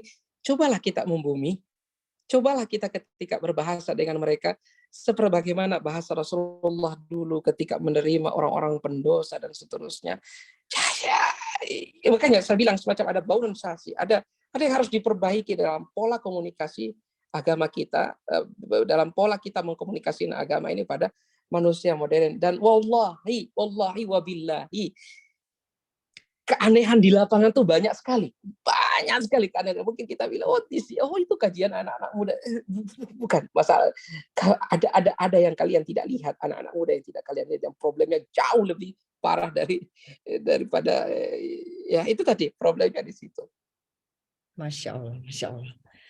Ya, baik Ustadz, luar biasa Ustadz. Nih sampai ada pertanyaan request, mohon kajian berikutnya penjelasan lebih dalam lagi mengenai bagaimana mengaplikasi agama di masa sekarang yang sesuai dengan bahasa dan pola hidup saat ini Ustadz. Nah, jadi baik, pengaplikasiannya bukan pengaplikasian tentang materi agamanya ya, tetap kita ikut Rasulullah. Cuma maksudnya bagaimana bahasa kita mengkomunikasikan agama kita lebih modern lagi. Betul, modern tapi tetap membumi ya Ustadz ya, Masya Allah. Membumi. Nah, Masya Allah, luar biasa. Baik Ustadz, pertanyaan dari kami cukup. Jazakallahu khairan wa barakallahu fiik. Kami kembalikan kepada uktivinya. Ya, jazakallahu khairan Utilusi. Ini menarik ya Ustadz, tadi pembahasan yang terakhir tadi itu karena memang banyak gap sekali gitu ya. Jangankan ke anak ya, kadang-kadang ke teman kita sendiri pun yang sudah sama-sama seumur gini kadang-kadang masih susah loh Ustadz. Artinya ya seperti Ustadz tadi bilang, kayaknya aneh deh lo ngomongnya bahasanya terlalu melangit gitu ya Ustadz. Nah seperti itu tadi Ustadz. Jadi kayaknya boleh loh nanti ini kita jadikan suatu, mungkin Ustadz bisa mengasih kajian bagaimana cara kita gitu Ustadz ya, mengikuti, maksudnya tetap di dalam koridor syariat, tapi bagaimana kita mengenalkan gitu ya Ustadz ya, cara-cara beragama yang di zaman sekarang ini gitu, baik ke teman, ke keluarga, anak-anak dan sebagainya gitu, supaya mereka itu welcome gitu dengan agama Islam ini gitu Ustadz ya. Bismillah Ustadz ya, nanti kita diskusi ya Ustadz ya untuk ini. Baik Ustadz, nih alhamdulillah, Masya Allah, barakallahu fikum Ustadz, atas pencerahannya. Ustadz telah menjabarkan juga kepada kami risalah dari Syekh Abdurrahman As-Sa'di, di mana beliau menjelaskan tentang definisi kebahagiaan yang beliau sendiri pada saat menulis ini adalah risalah ini beliau sedang sakit di rumah sakit di negeri Syam ya Ustadz ya. Jadi tidak ada sebenarnya orang yang bisa mendefinisikan exactly definisi bahagia itu seperti apa, tapi Islam mengajarkan kita kunci kebahagiaan itu sebenarnya tadi Ustadz sampaikan bersyukur, kurang lebih gitu ya Ustadz, kita harus bersyukur. Dan Syekh As-Sa'di juga mengajarkan kita, menuntun kita bahwa faktor yang paling signifikan yang bisa bawa manusia pada kebahagiaan itu jangan pernah lupa iman dan amal soleh. Ustadz mengajarkan itu di bab pertama gitu Ustadz ya. Karena kenapa? Iman dan amal soleh ini juga nanti akan membentuk kita, membuat ketenangan dalam jiwa kita. Iman dan amal soleh itu bisa membentuk akhlak kita menjadi baik, hati kita juga menjadi baik, bahkan iman dan amal soleh ini juga akan menuntun kita jalan menuju akhirat. Jadi Ustadz kurang lebih tadi kebahagiaan itu kembali lagi saya bisa mengambil intinya satu, kalau kita mau bahagia cobalah kita berpikir baik, berkata-kata baik, dan beramal soleh baik. Silakan Ustadz closing statement-nya, tafadhol. Betul.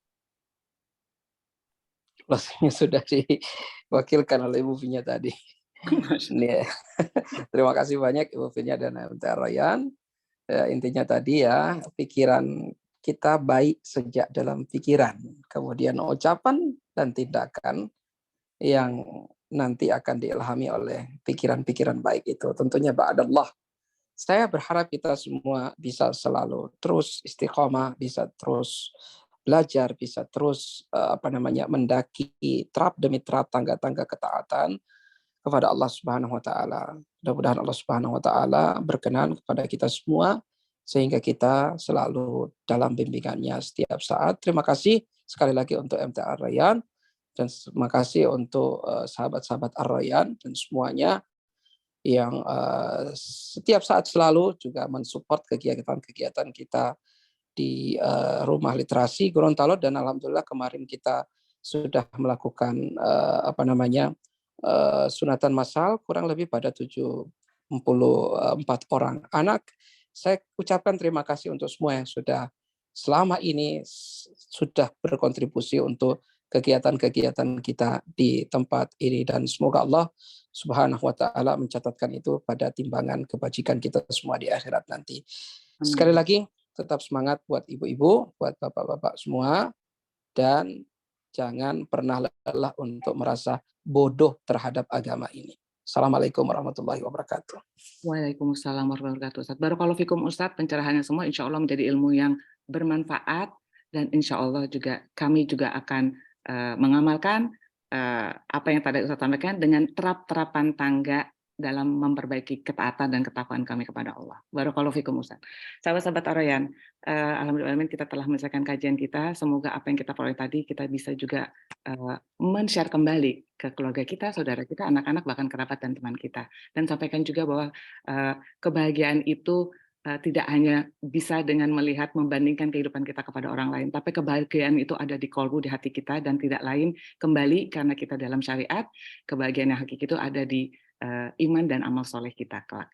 Baik, sahabat-sahabat, mohon maaf apabila banyak kekurangan. Terus dukung kajian kami melalui Zoom dengan berinfak ke Bank Syariah Indonesia atas nama Farah Rahmayanti. Barakallahu fikunna semuanya. Wassalamualaikum warahmatullahi wabarakatuh.